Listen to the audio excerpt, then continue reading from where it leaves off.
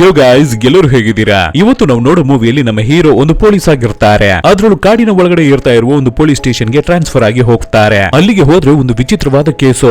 ಎತ್ತರವಾಗಿರುವ ಒಂದು ದೊಡ್ಡ ಮರ, ಹೈಟ್ ಆಗಿರುತ್ತೆ. ಆ ಮರದಲ್ಲಿ ಎತ್ತರವಾಗಿರುವ ಜಾಗದಲ್ಲಿ ಒಬ್ಳು ಹುಡುಗಿ ನೇಣೆ ಹಾಕಿ ಸತ್ತೋಗ್ಬಿಟ್ಟಿರ್ತಾಳೆ. ಸೊ ಇದರ ನಂತರ ಏನಾಯ್ತು ಅನ್ನೋದೇ ಇಡೀ ಮೂವಿಯ ಕತೆ. ಇದ್ರಲ್ಲಿ ಇಂಟ್ರೆಸ್ಟಿಂಗ್ ಏನು ಅಂದ್ರೆ, ಅಷ್ಟು ಎತ್ತರವಾಗಿರುವ ಜಾಗದಲ್ಲಿ ಹುಡುಗಿ ಹೇಗೆ ನೇಣಕ್ಕೆ ಹಾಕೊಂಡು ಸತ್ತೋದ್ಲು ಅನ್ನೋದೇ. ಅದು ಮಾತ್ರ ಇಲ್ಲ, ಇದು ಒಂದು ಮಲಯಾಳಂ ಹಾರರ್ ಮೂವಿ. ಖಂಡಿತ ನಿಮ್ಮ ಎಲ್ಲರಿಗೂ ಇಷ್ಟ ಆಗೇ ಆಗುತ್ತೆ. ಮೂವಿಯ ಹೆಸರು ಚಿತ್ತಿನಿ. ಇವಾಗ 2026 ಅಲ್ಲಿ ರಿಲೀಸ್ ಆಗಿದ್ದು. ಸೊ ನೋಡಕ್ಕೂ ಮುಂಚೆ ಸಬ್ಸ್ಕ್ರೈಬ್ ಮಾಡದಿರೋ ಸಬ್ಸ್ಕ್ರೈಬ್ ಮಾಡ್ಕೊಳ್ಳಿ, ಮರ್ಯಾದೆ ವಿಡಿಯೋಗೆ ಒಂದು ಲೈಕ್ ಅನ್ನು ಕೊಡಿ. ಸರಿ, ಓಕೆ, ಇವಾಗ ಕತೆ ಒಳಗಡೆ ಹೋಗೋಣ. ಓಪನಿಂಗ್ ಸೀನ್ ಅಲ್ಲಿ ಒಬ್ಬರು ಸ್ವಾಮೀಜಿಯನ್ನ ತೋರಿಸ್ತಾರೆ. ಅವರು ಅವರ ಮನೆಯಲ್ಲಿ ಕೂತು ಜೋರಾಗಿ ಪೂಜೆ ಮಾಡ್ತಿರ್ತಾರೆ. ಸೊ ಆ ರೀತಿ ಫುಲ್ ಪೂಜೆಯನ್ನ ಕಂಪ್ಲೀಟ್ ಮಾಡ್ಬಿಟ್ಟು ಅವರ ಹೆಂಡತಿ ಹತ್ರ, ನಾನು ಹೊರಗಡೆ ಹೋಗಿದ್ದು ಆದಷ್ಟು ಬೇಗನೆ ಬರ್ತೀನಿ, ನೀನು ಏನಕ್ಕೂ ವರಿ ಪಡ್ಬೇಡ ಅಂತ ಹೇಳ್ಬಿಟ್ಟು ಹೊರಡ್ತಾರೆ. ಆ ಸಮಯದಲ್ಲಿ ಅವರ ಹೆಂಡತಿ ಪ್ರೆಗ್ನೆಂಟ್ ಆಗಿ ಕೂಡ ಇರ್ತಿದ್ದಾರೆ. ನಂತರ ಸ್ವಾಮೀಜಿ ಕಾರಲ್ಲಿ ಯಾರ ಜೊತೆನೋ ಹೊರಡ್ತಾರೆ. ಅವರು ಕೂಡ ನೋಡೋದಕ್ಕೆ ಒಂದು ಸ್ವಾಮೀಜಿ ರೀತಿನೇ ಬ್ಲಾಕ್ ಡ್ರೆಸ್ ಅಲ್ಲಿ ಇರ್ತಿದ್ದಾರೆ. ಸೊ ಇವರಿಬ್ಬರುವೆ ಒಂದು ಕಾಡಿನ ಒಳಗಡೆ ಹೋಗ್ತಾರೆ. ಆ ಕಾಡಿನ ಒಳಗಡೆ ಇವ್ರುಗಳು ಹೋಗ್ತಿರ್ಬೇಕಾದ್ರೆ ಏನು ವಿಚಿತ್ರವಾಗಿ ಅಮಾನುಷವಾಗಿ ನಡೀತಿರುತ್ತೆ. ಇವ್ರುಗಳು ಆ ಕಾಡಿನ ಒಳಗಡೆ ಬರಬಾರ್ದು ಅನ್ನೋ ರೀತಿ ಸದ್ದೆಲ್ಲ ಕೇಳುತ್ತೆ. ಜೋರಾಗಿ ಗಾಳಿ ಬೀಸುತ್ತೆ, ಬೇಗನೆ ಕತ್ಲೆ ಆಗ್ಬಿಡುತ್ತೆ. ಇವೆಲ್ಲ ಸಾಕಾಗಲ್ಲ ಅಂತ ಇದನ್ನು ದಾಟಿ ಒಂದು ಪಕ್ಷಿ ಬೇರೆ ಸಡನ್ ಆಗಿ ಬಂದು ಕಾರ್ ವಿಂಡ್ಶೀಲ್ಡ್ ಗೆ ಡ್ಯಾಶ್ ಮಾಡುತ್ತೆ. ಇಷ್ಟು ಕೆಟ್ಟ ವಿಷಯಗಳು ನಡೆದಿದ್ರು ಕೂಡ ಅದನ್ನೆಲ್ಲ ದಾಟಿ ಏನಕ್ಕಾಗಿ ಇವ್ರುಗಳು ಕಾಡಿನ ಒಳಗಡೆ ಹೋಗ್ತಿದ್ದಾರೆ ಅಂತ ಗೊತ್ತಿಲ್ಲ. ಹಾಗೆ ಸೀನ್ ಅನ್ನ ಕಟ್ ಮಾಡಿ ಈ ಮೂವಿಯ ಹೀರೋಯಿನ್ ಅನ್ನ ತೋರಿಸ್ತಾರೆ. ನಮ್ಮ ಹೀರೋಯಿನ್ ಸಿಕ್ಕಾಪಟ್ಟೆ ಜೋರು ಭರತನಾಟ್ಯಂ ಡ್ಯಾನ್ಸರ್. ಸೊ ಅವರು ಡ್ಯಾನ್ಸ್ ಮಾಡೋದನ್ನ ನೋಡೋದಕ್ಕಾಗಿ ಆಡಿಟೋರಿಯಂ ಅಲ್ಲಿ full audience crowd. So super ಆಗಿ ಡ್ಯಾನ್ಸ್ ಅನ್ನ ಮಾಡಿ ಕಂಪ್ಲೀಟ್ ಮಾಡ್ತಾರೆ ಹೀರೋಯಿನ್. ಅದರ ನಂತರ ಅವರ ಫ್ಯಾನ್ಸ್ ಎಲ್ಲ ಅವರ ಹತ್ರ ಬಂದು ಸೆಲ್ಫಿ ಫೋಟೋಸ್ ತಗೋಬೇಕು ಅಂತ ಕೇಳ್ಕೊತಾರೆ ಅಲ್ವಾ. ಆ ರೀತಿ ತುಂಬಾ ಜನರು ಬಂದಿದ್ದಾರೆ. ಸೊ ನಮ್ಮ ಹೀರೋಯಿನ್ ಅವ್ರಗಳ ಜೊತೆ ಸೇರಿ ಫೋಸ್ ಕೊಟ್ಟು ಫೋಟೋಸ್ ಅನ್ನ ತಗೋತಿರ್ತಾಳೆ. ಹಾಗಿರ್ಬೇಕಾದ್ರೆ ಅದರಲ್ಲಿ ಹೋಮ್ ಮಿನಿಸ್ಟರ್ ಮಗ ಒಬ್ಬ ಅವನ ಫ್ರೆಂಡ್ಸ್ ಗಳ ಜೊತೆ ಬಂದು ನಮ್ಮ ಹೀರೋಯಿನ್ ಹತ್ರ ತಪ್ಪಾಗಿ ಬಿಹೇವ್ ಮಾಡ್ತಾನೆ. ಅವಳ ಸೊಂಟಕ್ಕೆಲ್ಲ ಕೈ ಹಾಕಿ ಫೋಟೋವನ್ನ ತಗೊಳ್ಳೋದಕ್ಕೆ ಟ್ರೈ ಮಾಡ್ಬೇಕಾದ್ರೆ ನಮ್ಮ ಹೀರೋಯಿನ್ ಗೆ ಅದು ತುಂಬಾನೇ ಅನ್ಕಂಫರ್ಟಬಲ್ ಆಗಿ ಇರುತ್ತೆ. ಇದನ್ನು ನೋಡಿದ ನಮ್ಮ ಹೀರೋಯಿನ್ ಅವರ ತಂದೆ ಕೂಡ ಅಲ್ಲಿಗೆ ಬಂದು ಅದನ್ನ ತಡೆಯೋದಕ್ಕೆ ಟ್ರೈ ಮಾಡ್ತಾರೆ ಆ ಹುಡುಗರನ್ನ. ಆದ್ರೆ ಹುಡುಗರು ಅವರನ್ನೇ ತೊಳ್ಬಿಟ್ಟು ಹುಡುಗಿಯನ್ನ ಹಿಡಿದು ಅವಳನ್ನ ಕಂಪಲ್ ಮಾಡಿ ಫೋಟೋಸ್ ತಗೋತಿರ್ತಾರೆ. ಈ ರೀತಿ ಆ ಹುಡುಗರು ಗಲಾಟೆ ಮಾಡ್ತಾ ಇರ್ಬೇಕಾದ್ರೆ ಕರೆಕ್ಟ್ ಆಗಿ ಆ ಸಮಯಕ್ಕೆ ನಮ್ಮ ಹೀರೋ ಅಲ್ಲಿಗೆ ಬರ್ತಾರೆ. ನಮ್ಮ ಹೀರೋ ಮತ್ತೆ ಹೀರೋಯಿನ್ ಇಬ್ಬರುವೆ ಲವ್ ಮಾಡ್ತಿದ್ದಾರೆ. ಆದ್ರಿಂದ ನಮ್ಮ ಹೀರೋಗೆ ಈ ಹುಡುಗರು ಗಲಾಟೆ ಮಾಡ್ತಿದ್ದಾರೆ ಅಂತ ಗೊತ್ತಾಗಿದ್ದ ತಕ್ಷಣ ಅವರ ಹುಡುಗಿ ಮೇಲೆ ಕೈ ಮಾಡಿದ ಹುಡುಗರಿಗೆ ಹೊಡೆದು ಭೂತ ಬಿಡಿಸಿ ಅಲ್ಲಿಂದ ಓಡಿಸ್ತಾರೆ. ಹಾಗೆ ಕಟ್ ಮಾಡಿದ್ರೆ ಇವಾಗ ನಮ್ಮ ಹೀರೋಯಿನ್ ಮನೆಗೆ ಬಂದ್ಬಿಟ್ಟಿದ್ದಾರೆ. ಆವಾಗ ಅವರ ಅಪ್ಪ, ಇಲ್ಲ ಮಗಳೇ, ಇಷ್ಟು ದಿನಗಳಾಗಿ ನೀನು ಏನೆಲ್ಲ ಕೇಳ್ದೋ ಏನೆಲ್ಲ ಮಾಡ್ಬೇಕು ಅನ್ಕೊಂಡು ಅವು ಎಲ್ಲದಕ್ಕೂ ನಾನು ಓಕೆ ಅಂತ ಹೇಳ್ದೆ. ಇದರ ಮುಂದೆ ನೀನು ಡ್ಯಾನ್ಸ್ ಎಲ್ಲ ಮಾಡೋದನ್ನ ನಿಲ್ಲಿಸ್ಕೊಬಿಡು, ನನಗೆ ತುಂಬಾನೇ ಏಜ್ ಆಗ್ತಾನೆ ಇದೆ, ನಾನು ಸಾಯೋಷ್ಟರಲ್ಲಿ ನಿನಗೆ ಹೇಗಾದ್ರೂ ಒಂದು ಮದುವೆನ ಮಾಡಿರ್ಬೇಕು ಅಂತ ಅಪ್ಪ ಅವರು ಹೇಳ್ಬೇಕಾದ್ರೆ ಇದನ್ನ ಕೇಳಿ ನಮ್ಮ ಹೀರೋಯಿನ್ ಗೆ ತುಂಬಾನೇ ಬೇಜಾರಾಗ್ತಿರುತ್ತೆ. ಅವಳ ಅಮ್ಮ ಸತ್ತೋಗ್ಬಿಟ್ಟಿದ್ದಾರೆ ಅನ್ಸುತ್ತೆ. ಸೊ ಅವ್ರ ಅಮ್ಮನ ಫೋಟೋ ಮುಂದೆ ಹೋಗಿ ನಿಂತು ಬೇಜಾರಾಗಿ ಮಾತಾಡ್ತಿರ್ತಾಳೆ. ಅಮ್ಮ, ಅಪ್ಪ ಇವಾಗೆಲ್ಲ ನನ್ನ ಮಾತನ್ನ ಕೇಳೋದಿಲ್ಲ, ನನ್ನ ಒಪಿನಿಯನ್ ಬಗ್ಗೆ ಕೇಳೋದೇ ಇಲ್ಲ, ಅವರೇ ಓನ್ ಡಿಸಿಷನ್ ಮಾಡ್ಕೋತಿದ್ದಾರೆ ಅಂತ ಹೇಳಿ ಹುಡುಗಿ ಅಪ್ಸೆಟ್ ಆಗಿ ಮಾತಾಡ್ತಿರ್ತಾಳೆ. ಹಾಗೆ ಸೀನ್ ಅನ್ನ ಕಟ್ ಮಾಡಿದ್ರೆ ನಮ್ಮ ಹೀರೋ ಮತ್ತೆ ಹೀರೋಯಿನ್ ಮೀಟ್ ಆಗ್ತಾರೆ. ಆವಾಗ ನಮ್ಮ ಹೀರೋಯಿನ್ ಹೀರೋ ಹತ್ರ, ನನ್ನ ಅಪ್ಪ ನನ್ನ ಮಾತನ್ನ ಕೇಳ್ತಾನೆ ಇಲ್ಲ, ನನ್ನ ಒಪಿನಿಯನ್ ಗೆ ಮರ್ಯಾದೆ ಕೊಡ್ತಾನೆ ಇಲ್ಲ, ಖಂಡಿತಲೂ ನನಗೆ ಮದುವೆ ಮಾಡಿ ಇಡ್ಬೇಕು ಅಂತ ತುಂಬಾನೇ ಸ್ಟ್ರಿಕ್ಟ್ ಆಗಿರ್ತಿದ್ದಾರೆ. ನಿನ್ನನ್ನ ಮದುವೆ ಆಗ್ತೀನಿ ಅಂತ ಹೇಳಿದ್ರೆ ಅವ್ರು ಖಂಡಿತ ಅಕ್ಸೆಪ್ಟ್ ಮಾಡೋದೇ ಇಲ್ಲ. ಆಕ್ಚುಲಿ ಏನು ಅಂದ್ರೆ ನಮ್ಮ ಹೀರೋಯಿನ್ ಹಿಂದೂ, ನಮ್ಮ ಹೀರೋ ಕ್ರಿಶ್ಚಿಯನ್. ಮತ್ತೆ ಇದನ್ನು ದಾಟಿ ಜಾತಿ ಮತ ಅಂತ ಅದೋ ಇದೋ ಅಂತ ತಂದೆಯವರು ಏನೇನೋ ರೆಸ್ಟ್ರಿಕ್ಷನ್ಸ್ ನೋಡ್ತಿದ್ದಾರೆ. ಮದುವೆ ಮಾಡಿಡೋದಕ್ಕೆ ಆಗೋದೇ ಇಲ್ಲ, ನಿಮ್ಮ ಲವ್ ಅನ್ನ ಆಕ್ಸೆಪ್ಟ್ ಮಾಡೋದಕ್ಕೆ ಆಗೋದಿಲ್ಲ ಅಂತ ಹೇಳ್ತಿದ್ದಾರೆ ಹೀರೋಯಿನ್ ಅವರಪ್ಪ. ಇದು ಮಾತ್ರ ಸಾಕಾಗಲ್ಲ ಅಂತ ನಮ್ಮ ಹೀರೋ ಹೀರೋಯಿನ್ಗಾಗಿ ಹೋಮ್ ಮಿನಿಸ್ಟರ್ ಮಗನಿಗೇನೋ ಒಡೆದು ಭೂತ ಬಿಡಿಸಿದ್ದಾರೆ ಅಲ್ವಾ.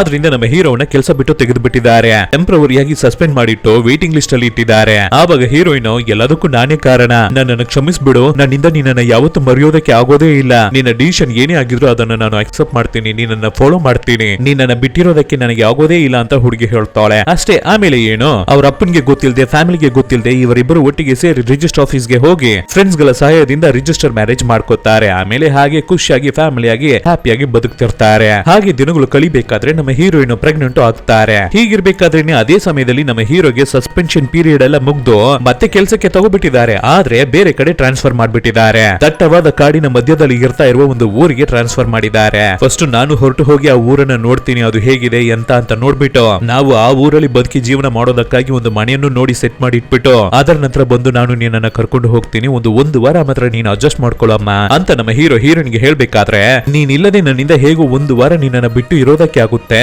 ಪ್ಲೀಸ್ ನನ್ನನ್ನು ನಿನ್ನ ಜೊತೆಗೇನೆ ಕರ್ಕೊಂಡು ಹೋಗೋ ಅಂತ ಹೀರೋಯಿನ್ ಕೇಳಿದ್ರೆ, ಇಲ್ಲಿ ನೋಡಮ್ಮ, ನೀನು ನಾರ್ಮಲ್ ಆಗಿರ್ತಿದ್ರು ಪರವಾಗಿಲ್ಲ, ಜೊತೆಗೇನೆ ಕರ್ಕೊಂಡು ಹೋಗ್ಬಿಡ್ತಿದ್ದೆ, ಆದ್ರೆ ಇವಾಗ ನೀನು ಪ್ರೆಗ್ನೆಂಟ್ ಆಗಿರ್ತಿದ್ಯಾ, ಅದಕ್ಕೇನೆ ನಾನು ಯೋಚನೆ ಮಾಡ್ತಿದ್ದೀನಿ, ಒಂದು ವಾರ ಕೂಡ ಇಲ್ಲ, ನಾನು ಬೇಗ ಬೇಗನೆ ಮನೆ ನೋಡ್ಕೊಬಿಟ್ಟು ಬೇಗನೆ ಬಂದು ನಿನ್ನನ್ನ ಕರ್ಕೊಂಡು ಹೋಗ್ತೀನಿ, ಒಂದು ವಾರಕ್ಕೂ ಮುಂಚೆನೆ ಬಂದು ನಿನ್ನನ್ನ ಕರ್ಕೊಂಡು ಹೋಗ್ಬಿಡ್ತೀನಿ ಅಂತ ಹೇಳ್ಬಿಟ್ಟು ಹೀರೋಯಿನ್ ನೋಡ್ಕೊಳ್ಳೋದಕ್ಕಾಗಿ ಕೇರ್ ಟೇಕರ್ ರೀತಿ ಆಯಮ್ಮ ಕೆಲಸಕ್ಕಾಗಿ ಒಬ್ಬರು ಆಂಟಿಯನ್ನ ಮನೆ ಕೆಲಸಕ್ಕೆ ಹಾಕ್ಬಿಟ್ಟು ಅವರ ಹತ್ರ ಹೇಳ್ಬಿಟ್ಟು ನಮ್ಮ ಹೀರೋ ಹೊರಟು ಬಿಡ್ತಾನೆ. ಇವಾಗ ಹಾಗೆ ಸೀನನ್ನ ಕಟ್ ಮಾಡಿ ಲವರ್ಸ್ ಜೋಡಿ ಒಂದನ್ನ ನಮಗೆ ತೋರಿಸ್ತಾರೆ. ಈ ಹುಡುಗಿ ಇರ್ತಿದಾಳಲ್ಲ, ಈ ಹುಡುಗಿ ಯಾವ್ದೋ ಟಿವಿ ಚಾನಲ್ ಅಲ್ಲಿ ಶೋ ಮಾಡ್ತಿದ್ದಾಳಂತೆ. ಆದ್ರೆ ಇವಾಗ ಶೋ ಅನ್ನ ಸ್ಟಾಪ್ ಮಾಡಿಸ್ಬಿಟ್ಟು ಹೊಸದಾಗಿ ಹೊಸ ಶೋ ಅನ್ನ ಕಂಡಕ್ಟ್ ಮಾಡಿ ಅಂತ ಹೇಳಿದಾರಂತೆ. ಹೊಸದಾಗಿ ಏನನ್ನಾದ್ರೂ ಟ್ರೈ ಮಾಡಿ ಅಂತ ಹೇಳಿದಾರಂತೆ. ಅದಕ್ಕೆ ಹುಡುಗಿ ಬಾಯ್ ಫ್ರೆಂಡ್ ಈ ದೆವ್ವಗಳ ಬಗ್ಗೆ ರಿಸರ್ಚ್ ಮಾಡುವಂತಹ ಒಬ್ಬ ಹುಡುಗ ಈ ಪ್ಯಾರಾನಾರ್ಮಲ್ ಇನ್ವೆಸ್ಟಿಗೇಷನ್ ಮಾಡ್ತಾರಲ್ಲ ಆ ರೀತಿಯ ಕೆಲಸ.